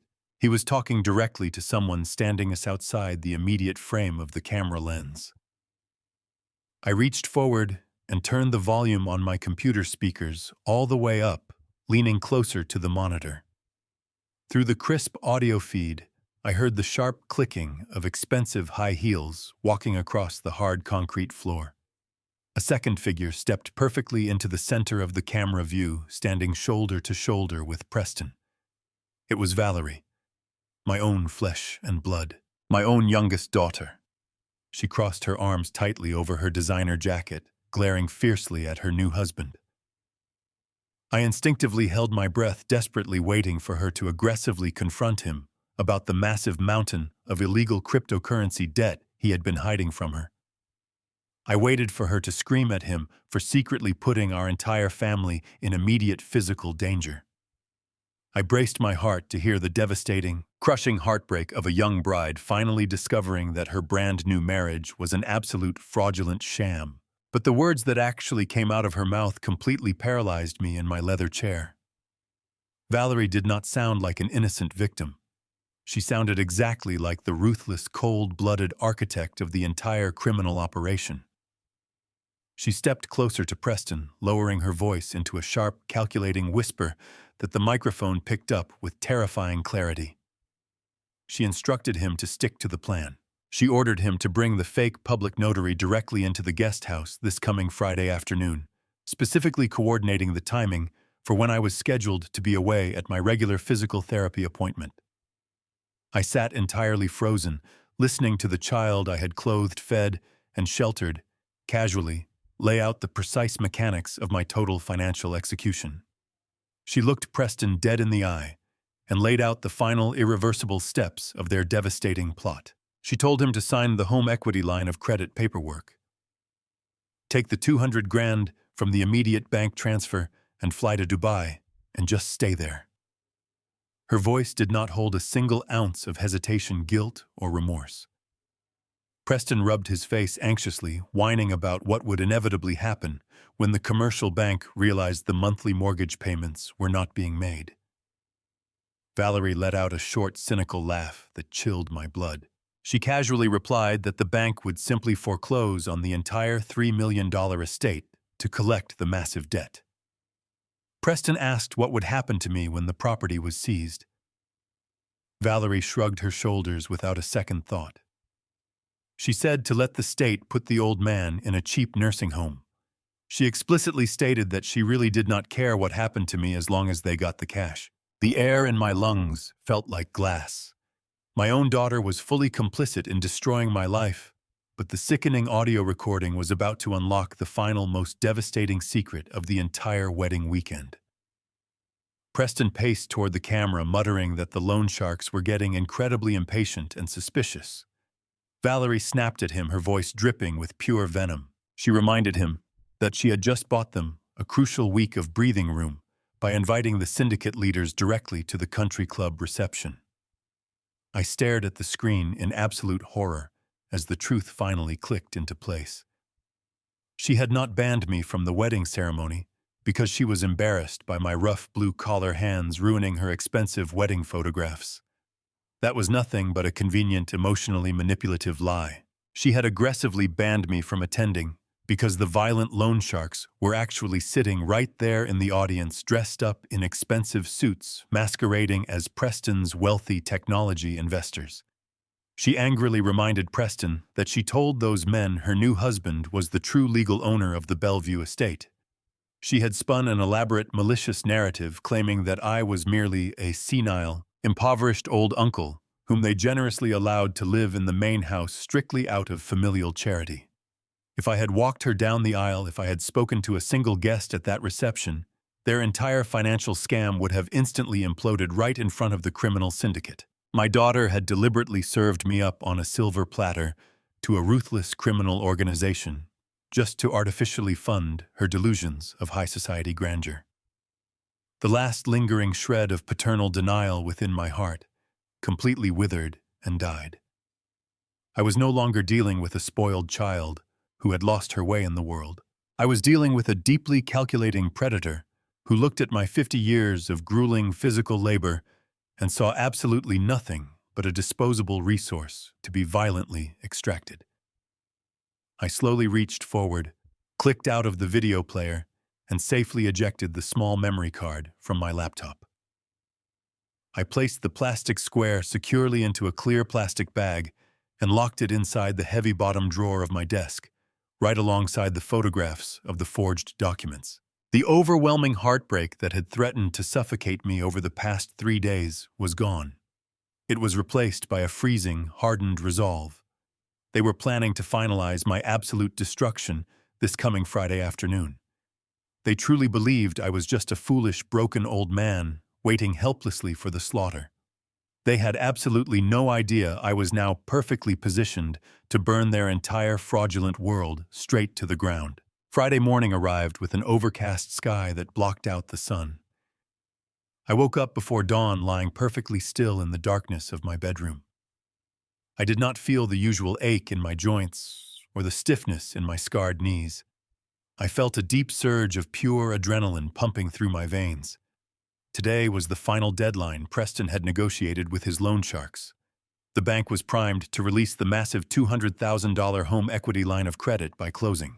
All they needed was a few final signatures. I took a hot shower and put on the exact same faded denim jeans and worn flannel shirt I wore every day. I had to look the part of the vulnerable old man until the last second.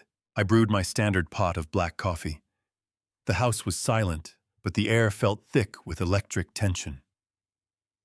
I stood by the bay window and stared at the guest house across the lawn.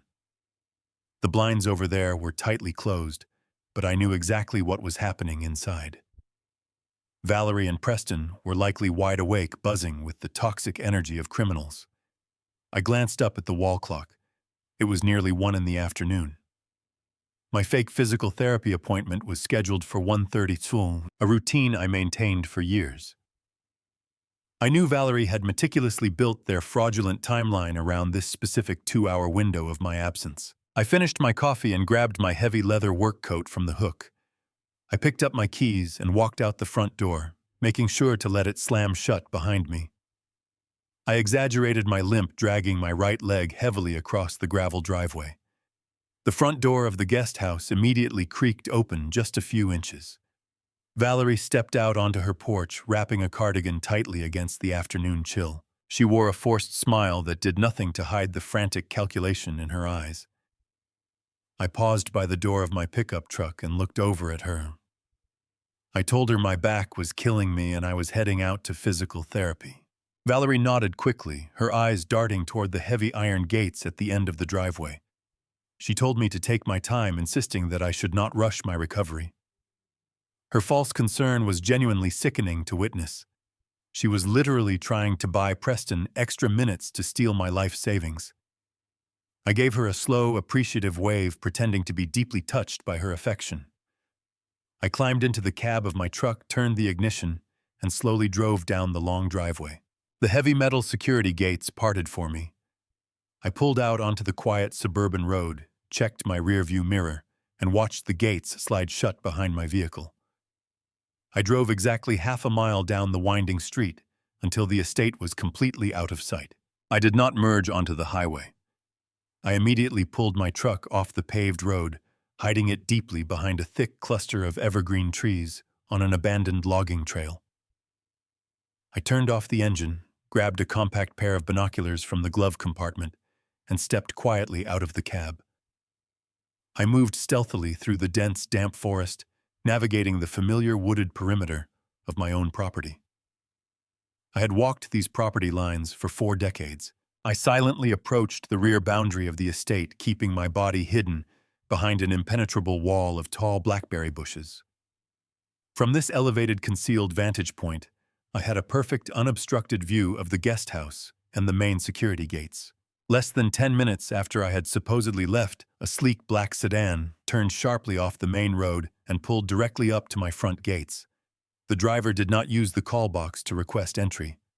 Preston was already standing right there on the driveway, quickly typing the master override code into the keypad.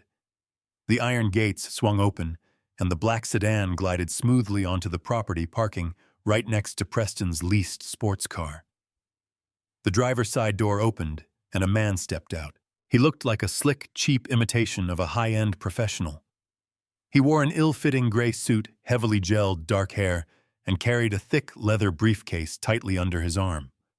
This was the fake public notary brought in to officially validate my forged signatures and formally authorize the massive wire transfer of $200,000. Preston eagerly shook the man's hand, his face glowing with greedy anticipation. He aggressively ushered the fake notary up the wooden steps and straight into the guest house. The heavy oak door clicked firmly shut behind them. I lowered my binoculars, my heart hammering a cold, steady rhythm against my ribs. The trap was now fully occupied. I stepped out from behind the thick bushes and walked quickly across the back edge of my property, staying completely in the blind spots of their windows. I approached the rear of the guest house, moving with silent precision. I stopped outside the large glass window of the home office. The blinds were drawn, but they were angled just enough to let the afternoon light filter inside. I pressed my back flat against the cold exterior siding and leaned my head carefully toward the narrow gap in the slats. The scene unfolding inside the home office was absolutely infuriating. The fake notary had opened his briefcase and spread a thick stack of official Wells Fargo home equity disbursement documents all over the mahogany desk. Preston was standing over the paperwork, holding a blue ink pen, meticulously signing my forged name on the final authorization lines. Valerie was standing right next to him, holding two crystal glasses filled to the brim with expensive champagne. She handed one to her husband, her face flushed with absolute triumphant elation.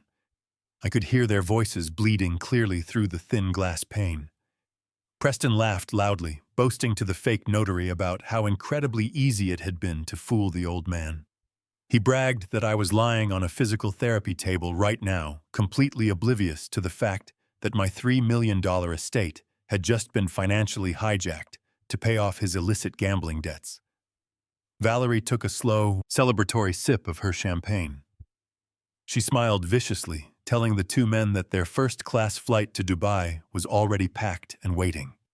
She stated perfectly clearly that once the massive wire transfer hit their offshore accounts in a few hours, they would be on a plane across the ocean, leaving me entirely alone to face the catastrophic bank foreclosure.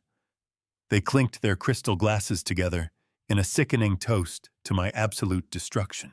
The fake notary gathered the signed documents, preparing to finalize the fraudulent electronic submission.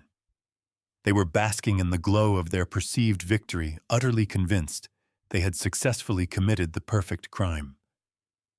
I stepped away from the window, pulling my cell phone from my pocket. It was time to introduce them to reality. I pulled my cell phone from my pocket and dialed the number Thomas had given me. He answered on the first ring. I simply told him they were inside and the paperwork was on the desk. Thomas confirmed that the authorities were moving in. I stayed perfectly hidden behind the thick wall of blackberry bushes for exactly 2 minutes. I watched as an unmarked police van and a sleek dark sedan rolled silently through my open front gates. There were no blaring sirens this time. There were no flashing red and blue emergency lights to warn the criminals inside. This was a highly coordinated tactical sting operation designed to catch a federal fraudster completely red-handed in the middle of a massive financial transaction. Thomas stepped out of the dark sedan carrying his pristine leather briefcase. 4 armed detectives from the financial fraud unit emerged from the unmarked van. They moved with silent, practiced efficiency, fanning out across the damp grass to secure the perimeter of the guest house. 2 detectives walked around the side to block the rear patio exit. The other 2, wearing heavy tactical vests over their plain clothes, moved directly up the front steps alongside Thomas. I stepped out from the shadows of the tree line and walked purposefully toward the guest house to join them. I did not drag my right leg. I did not slump my shoulders.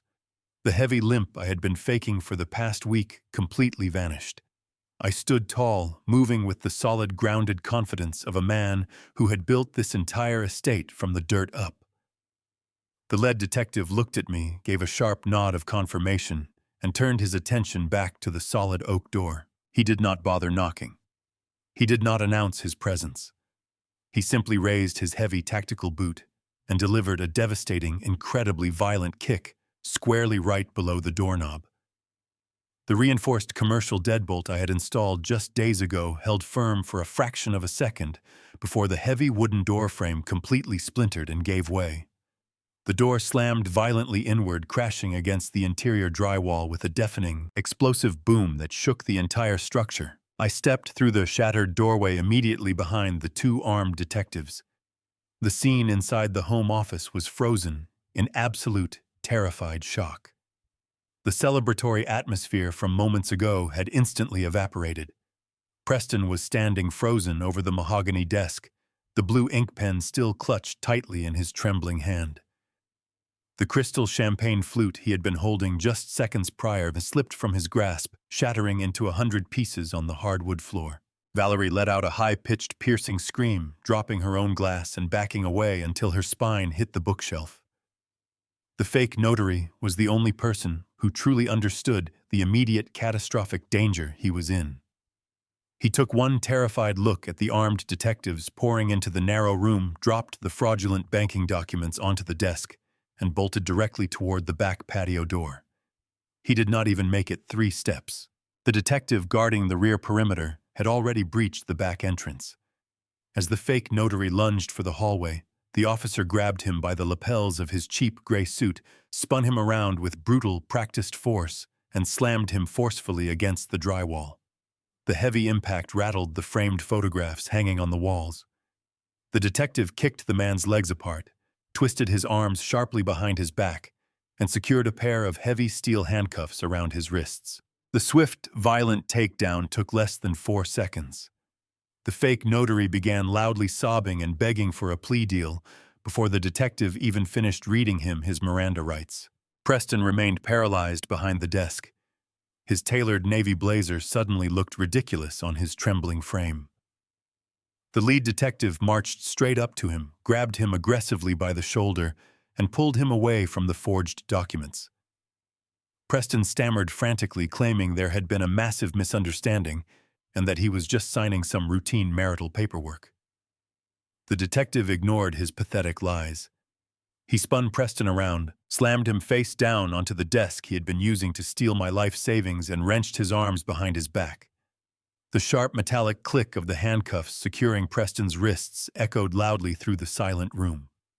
The detective leaned down close to Preston's ear and informed him that he was under arrest for severe wire fraud, massive identity theft, and multiple counts of forging federal banking documents. Preston's legs completely gave out. If the detective had not been holding him up by the back of his expensive jacket, he would have collapsed entirely to the floor. Valerie stood trembling in the corner, her face drained of color. She stared in absolute uncomprehending horror as the police officers secured her new husband. She slowly turned her wide, terrified eyes toward the doorway, finally registering my presence. She looked down at my legs, realizing instantly that I was standing perfectly straight. The broken, easily manipulated old man she had planned to abandon to a state-funded nursing home was completely gone. I walked slowly into the center of the room. The crunching of the broken crystal beneath my heavy work boots was the only sound breaking the heavy silence. I did not yell. I did not show the profound heartbreak that had been silently tearing me apart for the last 3 days. I reached into my flannel shirt pocket and pulled out a thick stack of printed papers. I tossed the papers onto the mahogany desk, right on top of the fraudulent home equity line of credit applications Preston had been in the middle of signing. The high-resolution photographs spread out across the dark wood for everyone to see. There were the detailed, undeniable images of the black leather ledger highlighting the massive $150,000 cryptocurrency gambling debt he owed to the violent criminal syndicate. Right beside them were the clear, damning photographs of the counterfeit Social Security cards and the forged driving licenses he had kept hidden in the false bottom of his drawer. I reached into my other pocket and pulled out a thick, stapled document. It was the complete word-for-word typed transcript of the audio recording from the hidden dashcam in the garage. I dropped the heavy transcript right in front of Valerie. I looked my daughter dead in the eye. I pointed to the transcript on the table and told her in a perfectly calm, icy voice that her detailed, enthusiastic plan to steal my $200,000 equity and leave me rotting in a cheap nursing home while she fled to Dubai was fully documented and currently in the possession of the federal authorities. I watched her wide, intensely terrified eyes dart desperately toward the printed words on the very front page. The exact, cruel phrases she had spoken in the garage stared back at her in bold black ink. Their flawless, incredibly deceptive reality completely shattered into absolute dust right before her eyes. The lead detective grabbed Preston by his collar and hauled him to his feet. Preston thrashed against the heavy grip, his expensive leather shoes slipping against the shards of broken crystal on the floor. He screamed, demanding somebody call his corporate lawyers, ignoring the reality that he did not have a single dime to pay for legal representation. The detectives did not entertain his delusions. They forcefully marched him out of the shattered doorway, dragging him down the porch steps and across the damp grass toward the waiting police van. His desperate screams echoed across the sprawling estate, growing fainter, until the heavy metal doors slammed shut, severing his toxic presence from my property forever. Lawyer Thomas Wright quietly gathered the forged banking documents, placing them securely into his briefcase alongside the photographs and audio transcripts. He gave me a respectful nod and followed the remaining detectives out, leaving me alone with the daughter who actively conspired to destroy my life. A suffocating silence descended upon the ruined home office. The cold air from the broken front door drifted down the narrow hallway. Valerie stood frozen with her back pressed against the wooden bookshelf, trembling so violently that the fabric of her designer jacket shook with every breath. The glossy mask of elite superiority she had worn with such vicious pride during her lavish wedding weekend was completely obliterated. In its place was nothing but the raw terror of a severely compromised woman who just watched her fraudulent world collapse into a massive pile of federal indictments and criminal debt. She stared blankly at the empty mahogany desk where her husband had just been handcuffed, her wide eyes darting frantically around the room as if searching for an escape route that did not exist.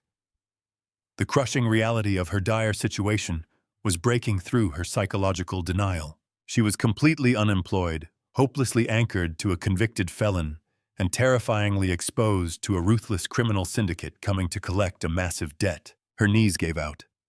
She collapsed onto the floor, crawling desperately across the room toward my heavy work boots. She wrapped her shaking arms around my legs, burying her tear-stained face into the faded denim of my jeans. She began to sob with a visceral intensity, the kind of absolute panic that only surfaces when a predator suddenly realizes they are the actual prey. She tilted her head back, looking up at me with mascara running in dark streams down her pale cheeks. "Dad, please," she wailed, her voice cracking with raw desperation. "You have to believe me. He manipulated me into doing this. I was so scared of him. You absolutely cannot throw me out onto the street. I have $0 to my name. Those horrible loan sharks know exactly what I look like. They attended my wedding reception. They will literally kill me if I do not pay them back. Please, Dad, you have to protect me." I looked down at the weeping creature clinging to my boots. I did not feel a single drop of paternal warmth or protective instinct. I did not see a frightened little girl who had simply made a foolish mistake. I saw a calculating, deeply malicious woman who had looked at my 5 decades of grueling physical labor, my shattered knees and my agonizing back pain, and viewed me as nothing more than a disposable asset. She had actively planned to abandon me to a miserable nursing home while she lived a life of luxury overseas, completely funded by my stolen equity. She had literally banned me from witnessing her wedding ceremony because she was ashamed of the rough, calloused hands that had tirelessly built the very foundation of her privileged existence. I slowly reached down and firmly peeled her frantic fingers away from my legs, stepping back to break physical contact completely. I stood tall, staring down at her with freezing detachment. I reached my rough hand into the front pocket of my worn flannel shirt. I did not pull out a comforting handkerchief. I did not pull out a checkbook to save her from the horrific consequences of her devastating actions. I pulled out a single, perfectly crisp $1 bill. I held the green paper suspended in the cold air between us for a long, agonizing moment, making absolutely sure she recognized the exact insulting denomination. Then I opened my fingers and let the dollar bill flutter slowly toward the floor, watching it land softly right next to the scattered shards of broken champagne glass. "There is your luxury Dubai money," I said, my voice ringing out with absolute chilling finality. "Use it to call someone who actually cares about your survival in the real world. This senile, poor, invisible uncle is officially evicting you from his property right now." I turned my back on her hysterical screaming and walked deliberately out of the shattered guest house, leaving her stranded in the toxic wreckage of her own design. I never spoke to my daughter again. The aftermath of the police raid was a swift execution of justice. Preston Caldwell was formally indicted on multiple federal charges, including aggravated wire fraud, identity theft, and criminal forgery. Without my wealth to fund a legal defense team, his public defender quickly buckled under the mountain of undeniable physical evidence I provided. Preston accepted a binding plea deal and was sentenced to 8 long years in a federal penitentiary. Valerie found no safe harbor in the ruins of her marriage.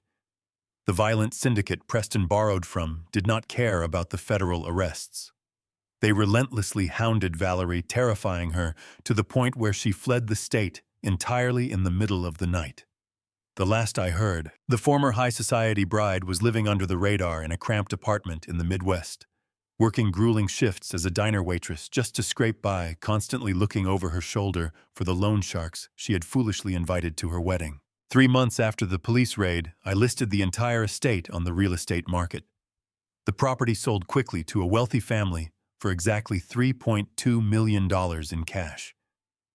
I packed a few essential bags, completely changed my phone number to sever all ties with my toxic past, and drove my battered Ford pickup truck far away from Washington. I purchased a peaceful log cabin nestled deep in the quiet mountains of Montana. I took the vast majority of the proceeds from the estate sale and formally established a highly funded educational trust. I opened a comprehensive trade school scholarship program dedicated to supporting hardworking blue-collar kids from struggling families. I wanted to actively invest my wealth into young men and women who truly understood the value of pouring concrete, turning wrenches, and building something substantial with their bare hands.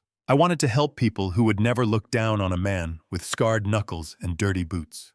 The very first recipient of the Sarah Harrison Memorial Trade Scholarship was a quiet, fiercely determined 19-year-old kid named David. He had grown up bouncing around the broken foster care system, possessed a profound stutter when he spoke, but had steady hands that could weld a flawless, structurally perfect seam on a heavy steel pipe.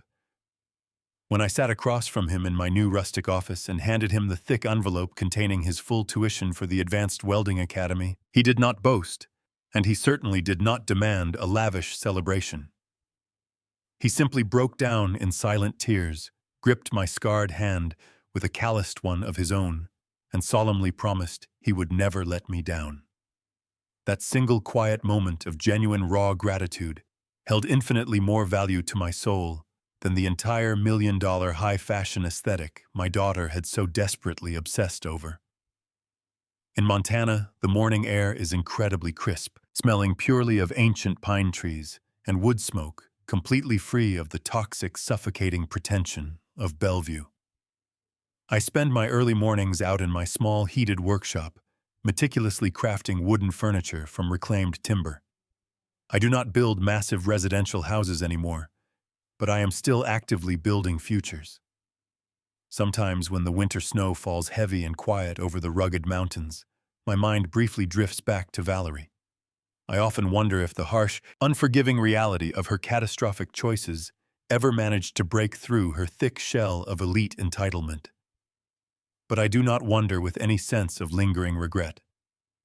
I had to ruthlessly sever a rotting, diseased branch so that a completely new, healthy forest could finally grow. My heavy limp and my thick blue-collar hands are no longer a source of hidden shame.